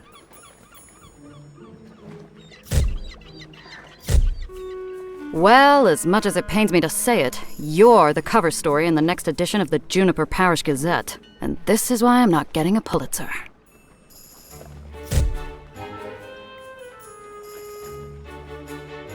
I've got to hand it to you, Mac. That fish is a whopper. I don't know how you got it, but as long as it keeps Squid quiet at the porch party tomorrow, I ain't complaining.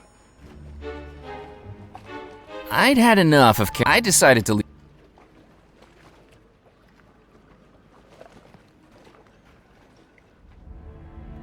Murphy! I think we caught your personality perfectly in that photograph. Naive, simple, makes it all the more surprising. I wonder if I should have it framed. That'll cost.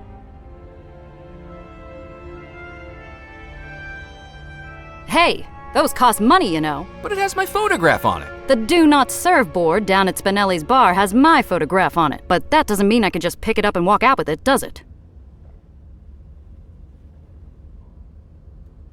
I'd like to buy a newspaper. Finally, I get something out of you loitering in here. That'll be 1 cent, please. I picked up the newspaper. The fewer people that saw it, the better.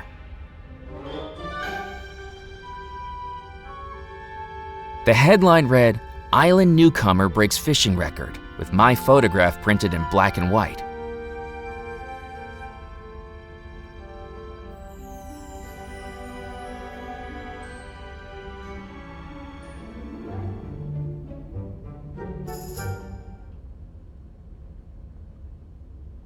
Carefully, I cut my photograph out of the newspaper.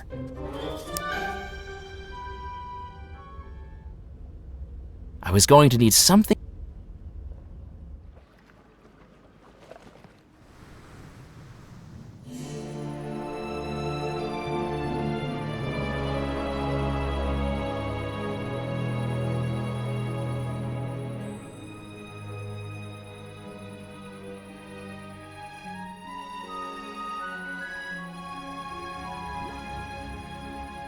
I touched the back of the photograph to the molasses. Thanks to the stickiness of the molasses, the photograph adhered nicely to the captain's license.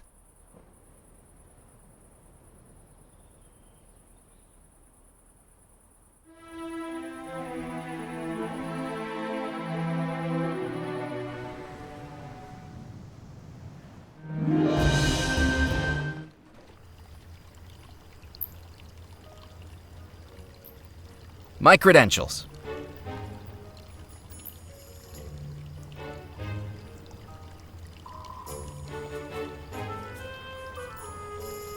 You're telling me you are a captain? I trust it's all in order.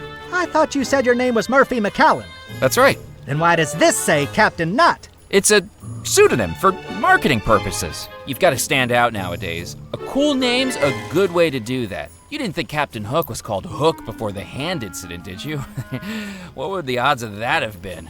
Look, Sonny, the bylaws of this club only allow the club manager to verify a captain's license. And Mr. Perkins is enjoying his backgammon soiree with Mrs. Perkins and the ladies this evening, with strict instructions not to be disturbed. So I'll accept this for tonight. If I try this again tomorrow night, and it'll be another story. Now, with that said, a warm and hearty welcome to the Captain's Club. We sincerely hope you make use of and enjoy our facilities, and do please let me know if I can be of any assistance at all. We don't open for another hour, but if you'd like, you can head up now to acquaint yourself.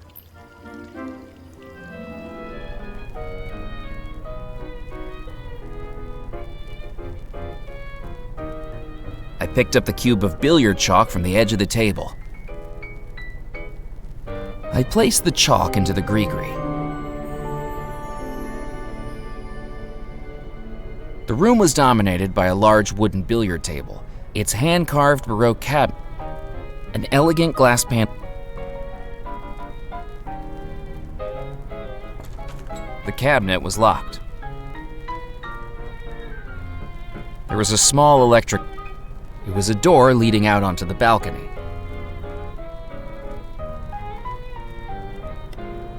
The switch seemed to control the ceiling fans.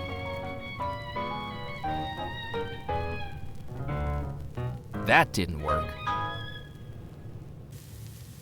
I couldn't do that.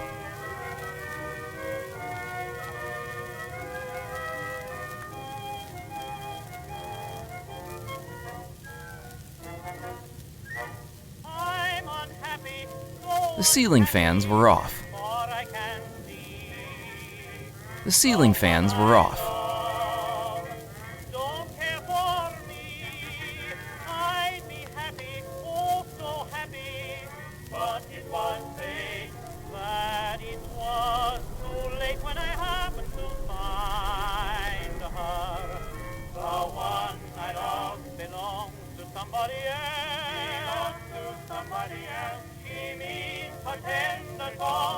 The ceiling fans were off. I couldn't do that. Nope.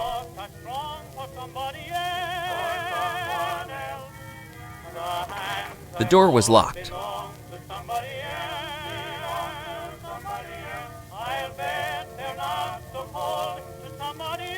That didn't work.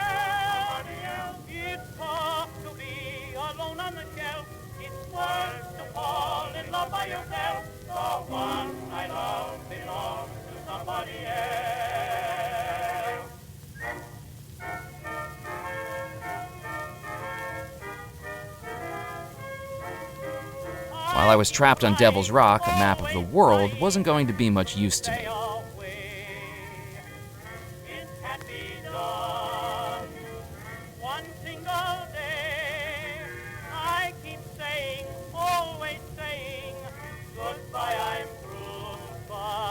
A painted globe stood with pinpricks across its surface, implied it had either been used to plot. While I was trapped on Devil's Rock, a map.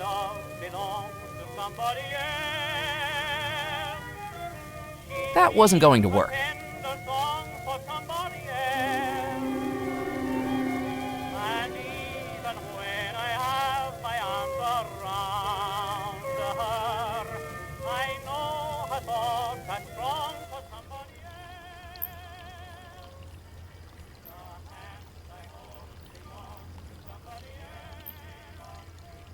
I waited for the doors of the elevator to open, but nothing happened. If you wish to use the elevator, I'm afraid to tell you it's broken. You'll have to endure the stairs. Fair enough.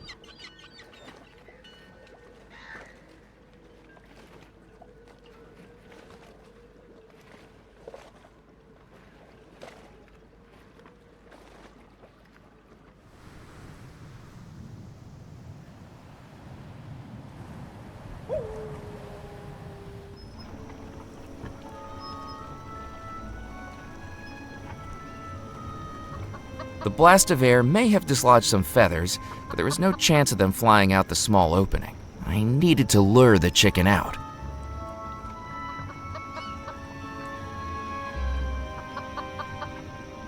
I couldn't do that.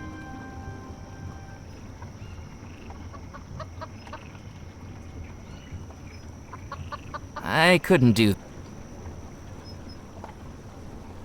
I didn't need to pour water on that.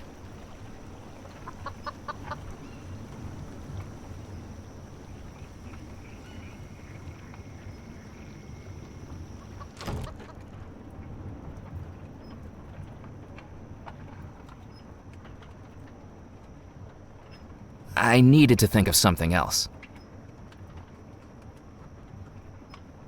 I needed to think of something else. Nope.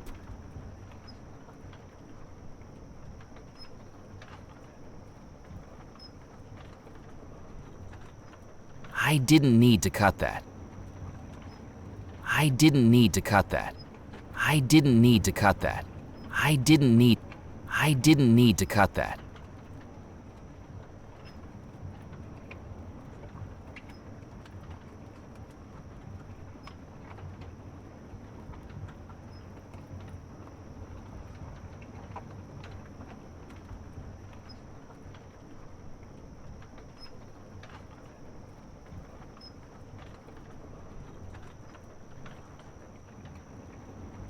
The electrical safety of the panel looked questionable. I wasn't going to touch it. I tried the door.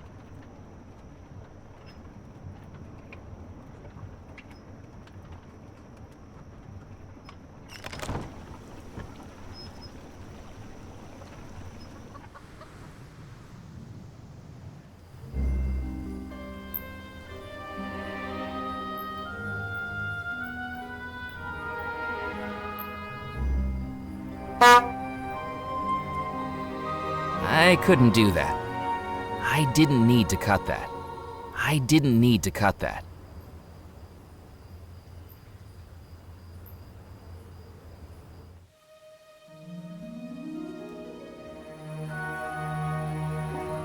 I thought I'd keep that to myself.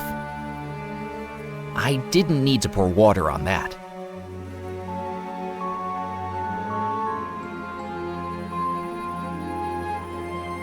I scanned the headstones for anything of note.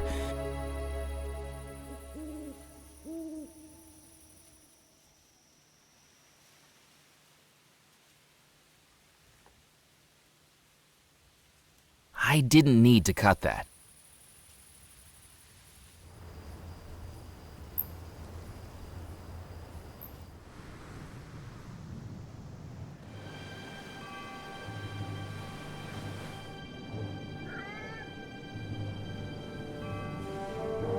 The knife was so discolored by fish guts and brine, it was too dull to catch the light of the lantern.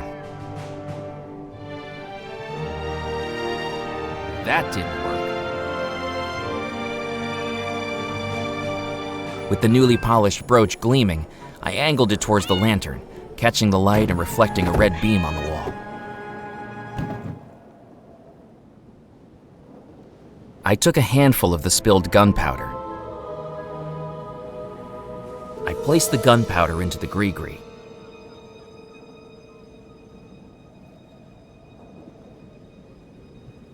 I didn't want to make a hole in that. Nope. I didn't need to cut that. I didn't need to pour water on that. It was a small leather pouch with a drawstring. I'd marked off the ingredient. It was a manuscript that looked hundreds. I couldn't get to the...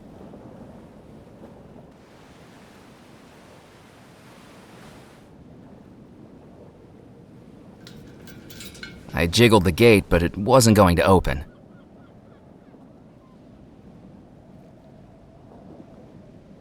I couldn't... It was the gunpowder barrel the cat had knocked over, now spilling out its contents onto the cold stone floor.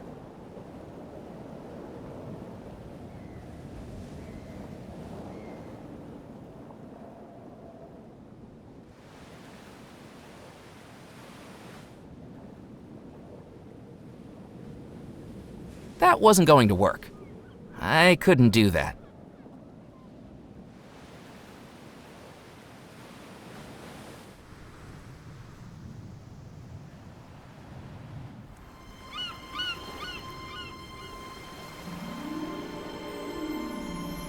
I didn't need to cut that.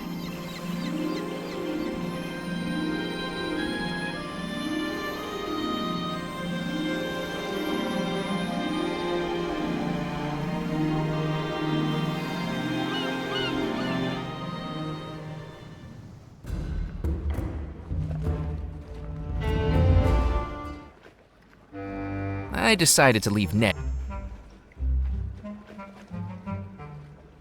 I didn't. I thought I'd keep that to myself.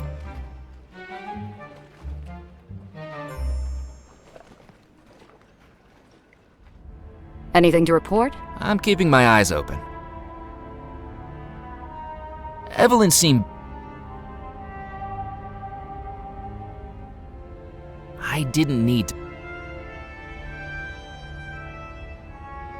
That didn't work.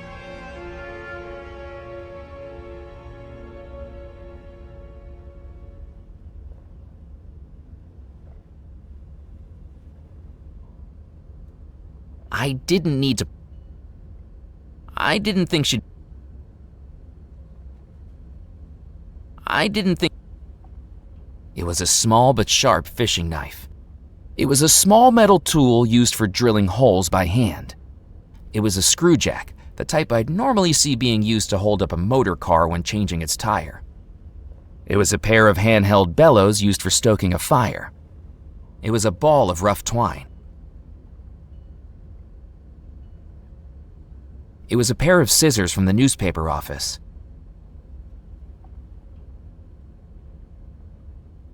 It was the ornate brooch I'd had cleaned at the jeweler's, now glimmering in the light. It was the small round magnet I'd been given by the jeweler, meant to attach a brooch without piercing clothing. I didn't need to wear the brooch. It was a soda bottle I'd filled up with water.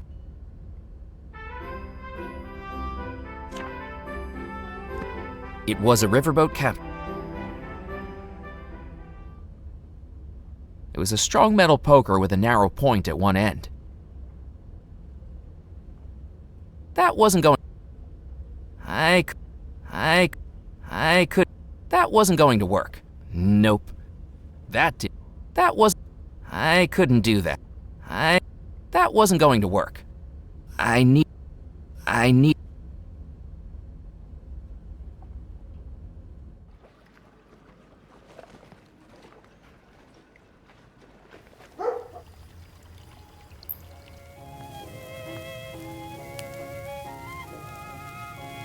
The ceiling fans were on.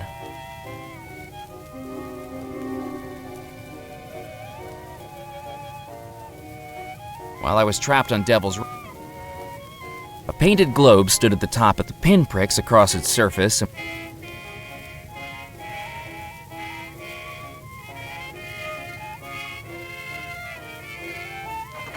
The door was locked.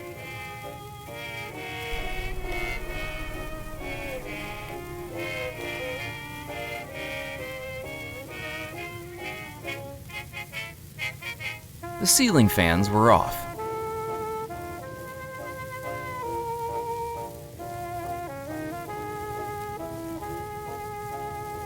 I couldn't do that. That didn't work.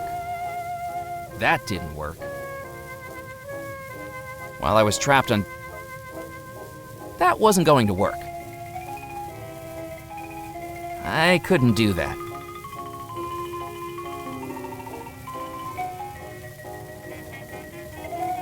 The glass front would have shattered if I tried to force it open, and I didn't want to get kicked out of... I needed to think of something else. That wasn't going to work.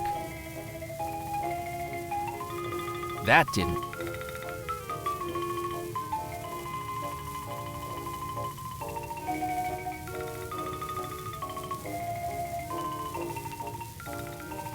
I needed to think of something else. That wasn't going to work. That wasn't going to work.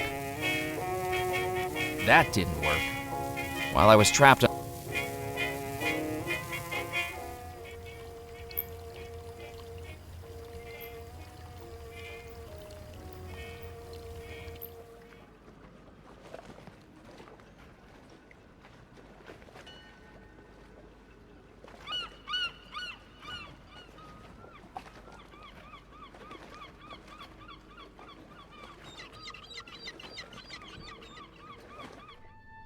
Welcome back!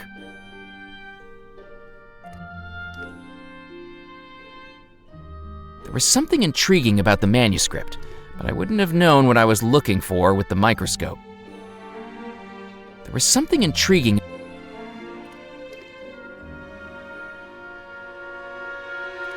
Around the illustration was a ring of text. 7 ingredients. Place inside, tie closed, and then unseal.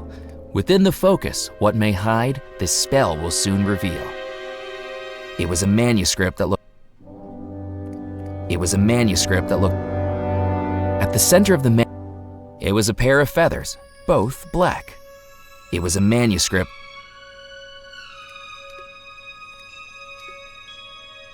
At the center of the manuscript was an empty circle with... It was a manuscript... It was a There was something intriguing about the manuscript, but I wouldn't have known what I was looking for with the microscope.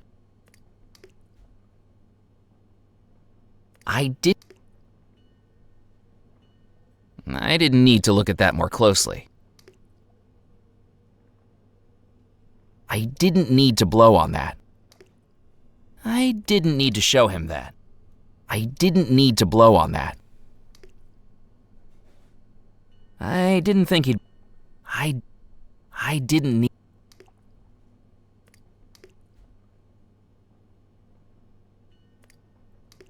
There was no way I could carry a fishbowl full of water. A small glass fishbowl sat on top of a cap.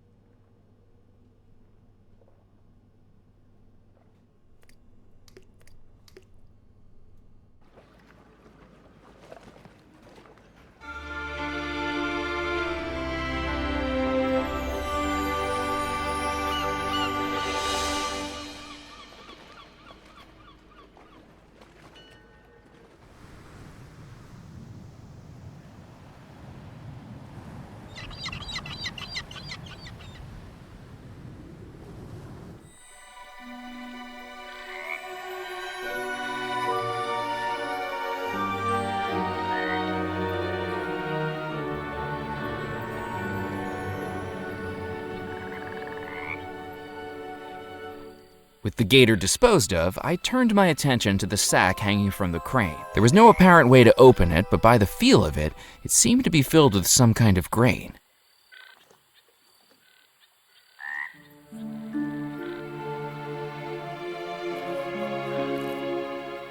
I cut into the sack with the knife, revealing it to be full of corn.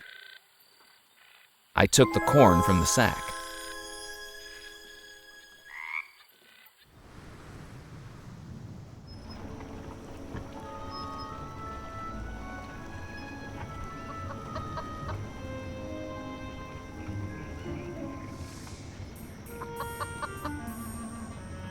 I scattered the corn on the path. Mere seconds later, it attracted the attention of the curious chicken.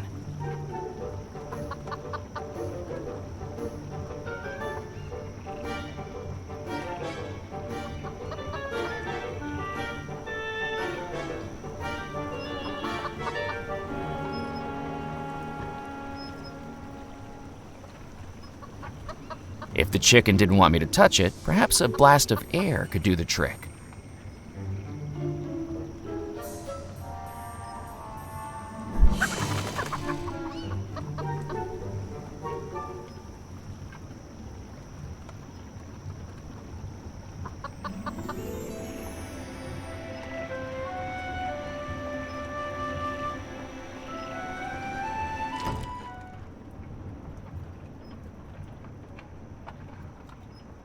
Grease-soaked feathers wouldn't have been of any use to me.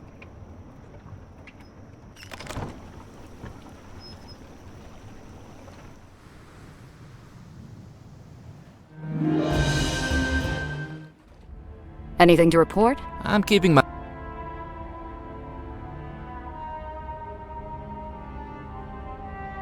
Delicately, I dipped the feather. When they emerged, I placed the feathers into the gree-gree. I'd done it. All 7 ingredients for the summoning spell. Now I needed to head back to the Spirit Queen.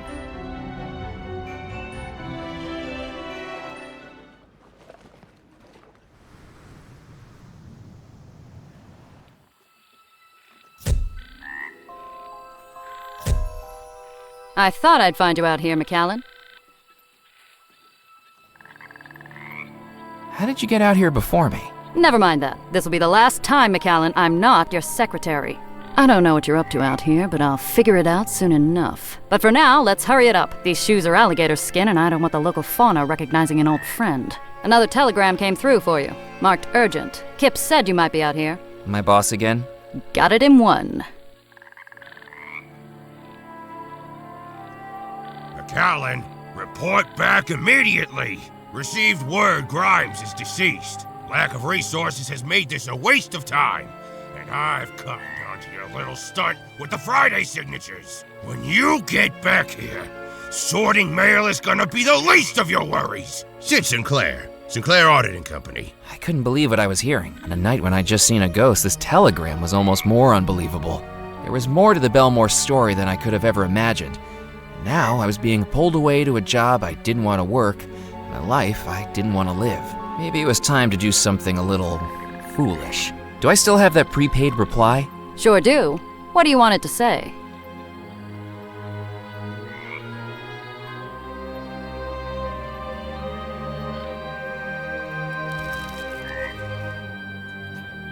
Tell him I quit. I couldn't believe what I'd done. I'd quit my job and opened the first chapter in my own adventure. But without a job, I didn't have a salary. Without a salary, I wouldn't have a place to live. And it suddenly became more important than ever that I find that treasure. For me this time. Murphy, have you found all 7 ingredients? I have. Wonderful! Now it is time for the final step. Out of the darkness, the sadness, the fear, I command you, my servant, now to appear.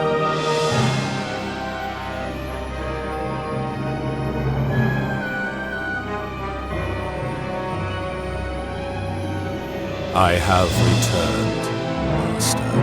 What is your desire? The ingredients have been gathered. The final step of the spell is ready. The focus.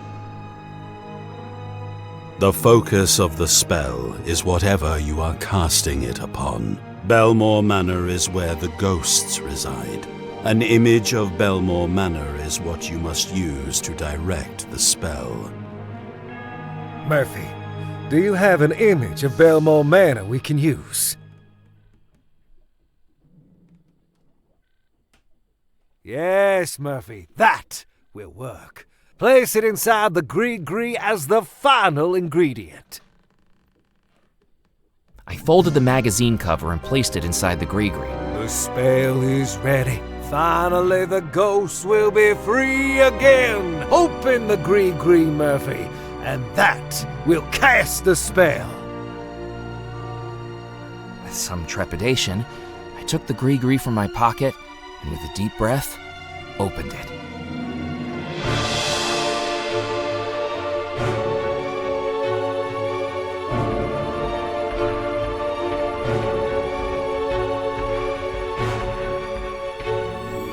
At last, I am free. Servant, what's happening? I was never your servant. I am your master. You shall do my bidding. I command you. Foolish mortal. You have served your purpose. No longer do I need to manifest as an ephemeral specter. Now my true spirit form is freed. Loa, do as I say. You are of no more use to me.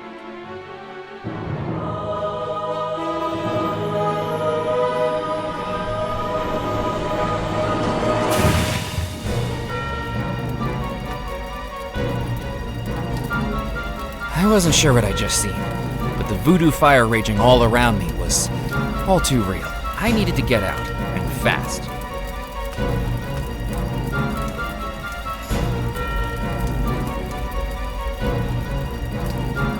In the center of the room was a huge stone pool filled with swirling green water.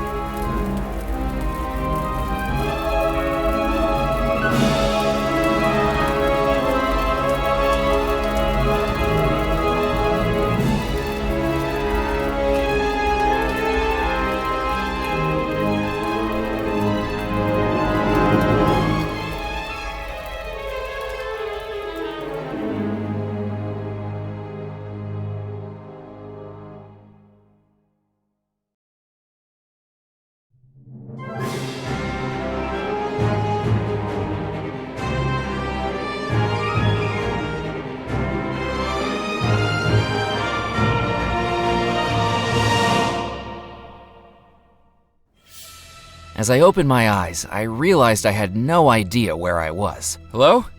Hello? This wasn't good. I checked my hands and still seemed to be flesh and blood. What's happening? Where am I?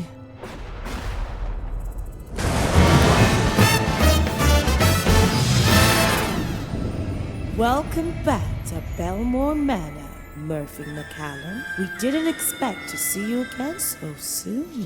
What's going on? Am I dead? Don't be so overdramatic, Murphy. You're still very much alive. But you're the only person in the house that is. I'm afraid your actions have caused a good bit of trouble for us inhabitants of the house. What's happened? Let's see if you can figure it out. We're about to play a song, and Murphy McCallum, this one is for you. All right, all you Belmore Manor ghosts and ghouls, let's take it to a place where voodoo rules.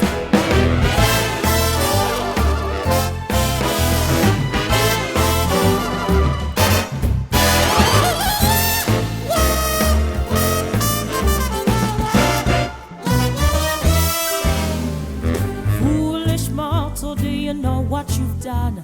A house of spirits, but we know of one with evil intentions, and now no preventions to all their evil scheme. You're now implicated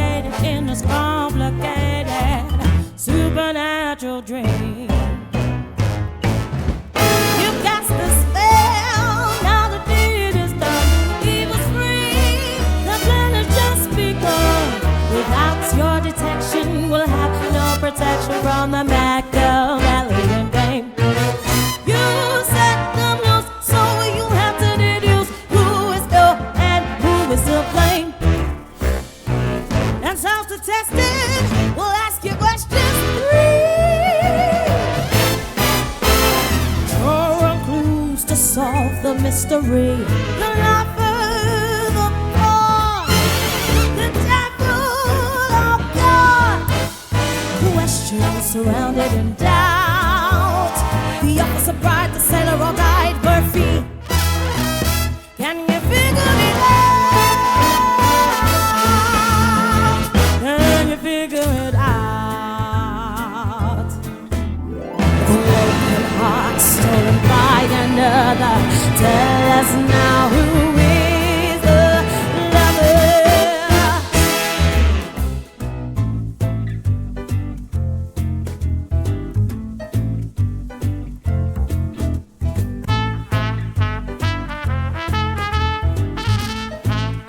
I think the bride was the lover. A girl in love and a dream to wed. But does she know what cannot be said? Are the people around her just that to confound her? A love that must end with them dead. A sunset life, no chance for dawn.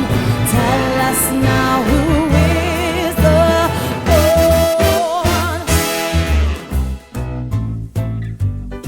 I think the sailor was the pawn. A sailor forced into a wicked deal, a bride to woo, a heart to steal, a sinister threat if we ever should get found out that his love isn't real. Wicked spirits in evil rebel, tell us now who is the devil. I think the officer was the devil.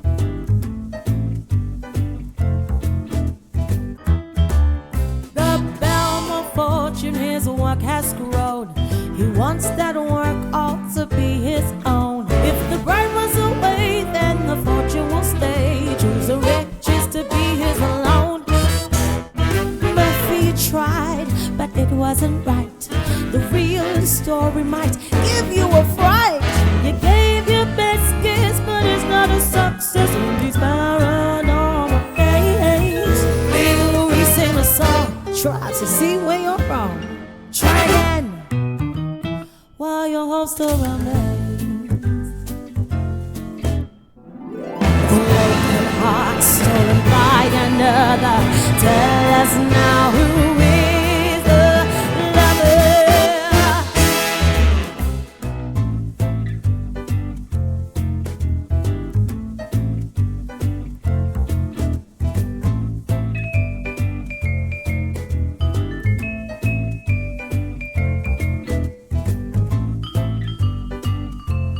I think the officer was the lover. A man of wealth, but the thing that he needs, he has a heart like any human bleeds. Is his wife only known by the dollars he's grown? His heart overlooked for his deeds. A sunset life, no chance for dawn.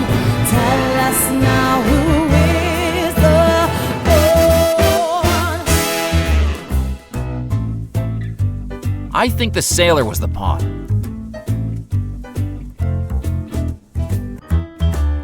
A sailor let down a hideous track. His heart now twisted for a vile attack.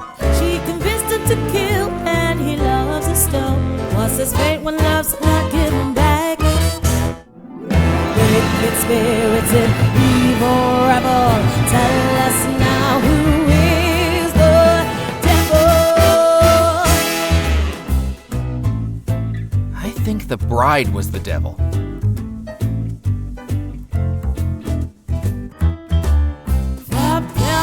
Fortune with the brothers gone. The foolish sailor, her love for him a con. She'll marry the man who can keep with her plan. For her heart, it's gold, that's the one. Murphy tried, but it wasn't right. The real story might give you a fright. You gave your best guess, but it's not a success in these paranormal days. We'll re-sing a song, try to see where you're wrong.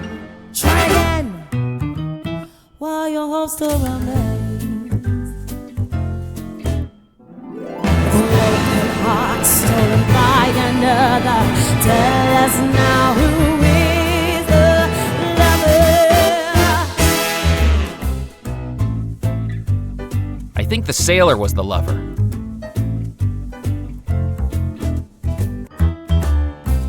Someone in love and their love is true. Is it return? What is there to do? They're caught in the middle of baffling riddles. Is love what can carry them through? A sunset life, no chance for dawn. Tell us now who is the pawn. I think the officer was the pawn.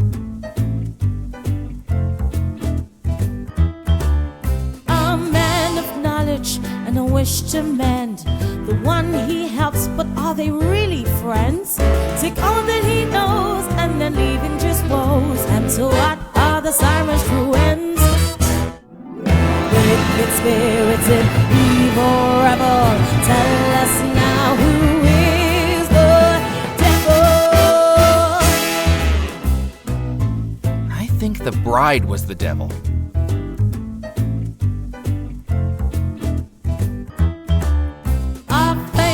Beauty to those in her spell, but with a wish to drag them all to hell. Serving the voodoo, the evil has come through. Just like that, she's doomed as well. Murphy tried, but it wasn't right.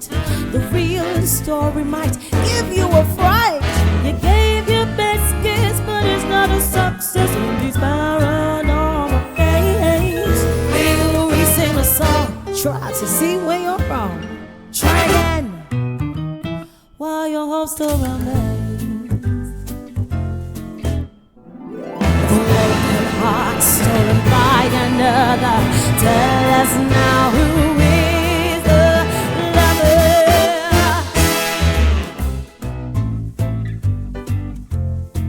I think the sailor was the lover. Someone in love and their love is true. Is it return? What is there to do? They're caught in the middle of baffling riddles. Is love what can carry them through? A sunset life, no chance for dawn. Tell us now who is the pawn. I think the bride was the pawn.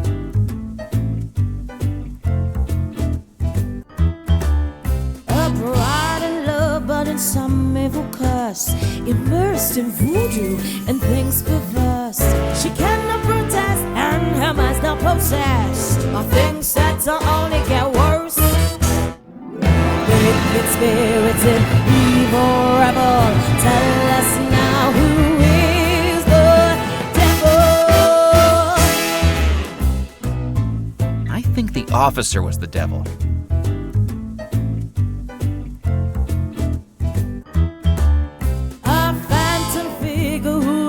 Control. Black magic powers got things he stole. There may be a setback, but he's gonna get back, and we'll worry that cause now let's go.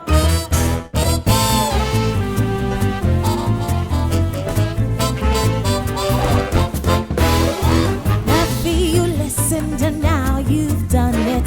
You took a gamble and you have won it. A bride in a spell and a sailor's farewell, and an officer pulling the strings. A house that's filled with voodoo, and yes, we know like you do. To fix it, we'll take some strange things. To test it, we asked you questions 3. You drew clues and solved the mystery. The officer, bride, and the sailor all died. Questions surrounded in doubt. The lover, the pawn, the devil upon Murphy, you figured it out. And as you must, the foolish was.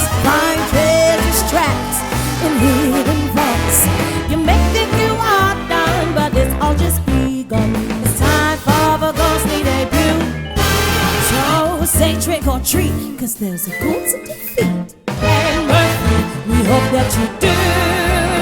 Or guess what? You'll have to die too.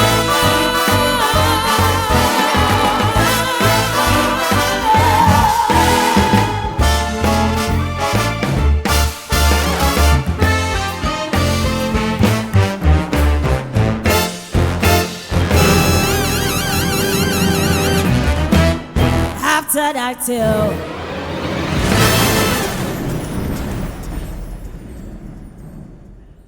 I was back in Belmore Manor, and although it was better than being dead, I didn't know what was awaiting me.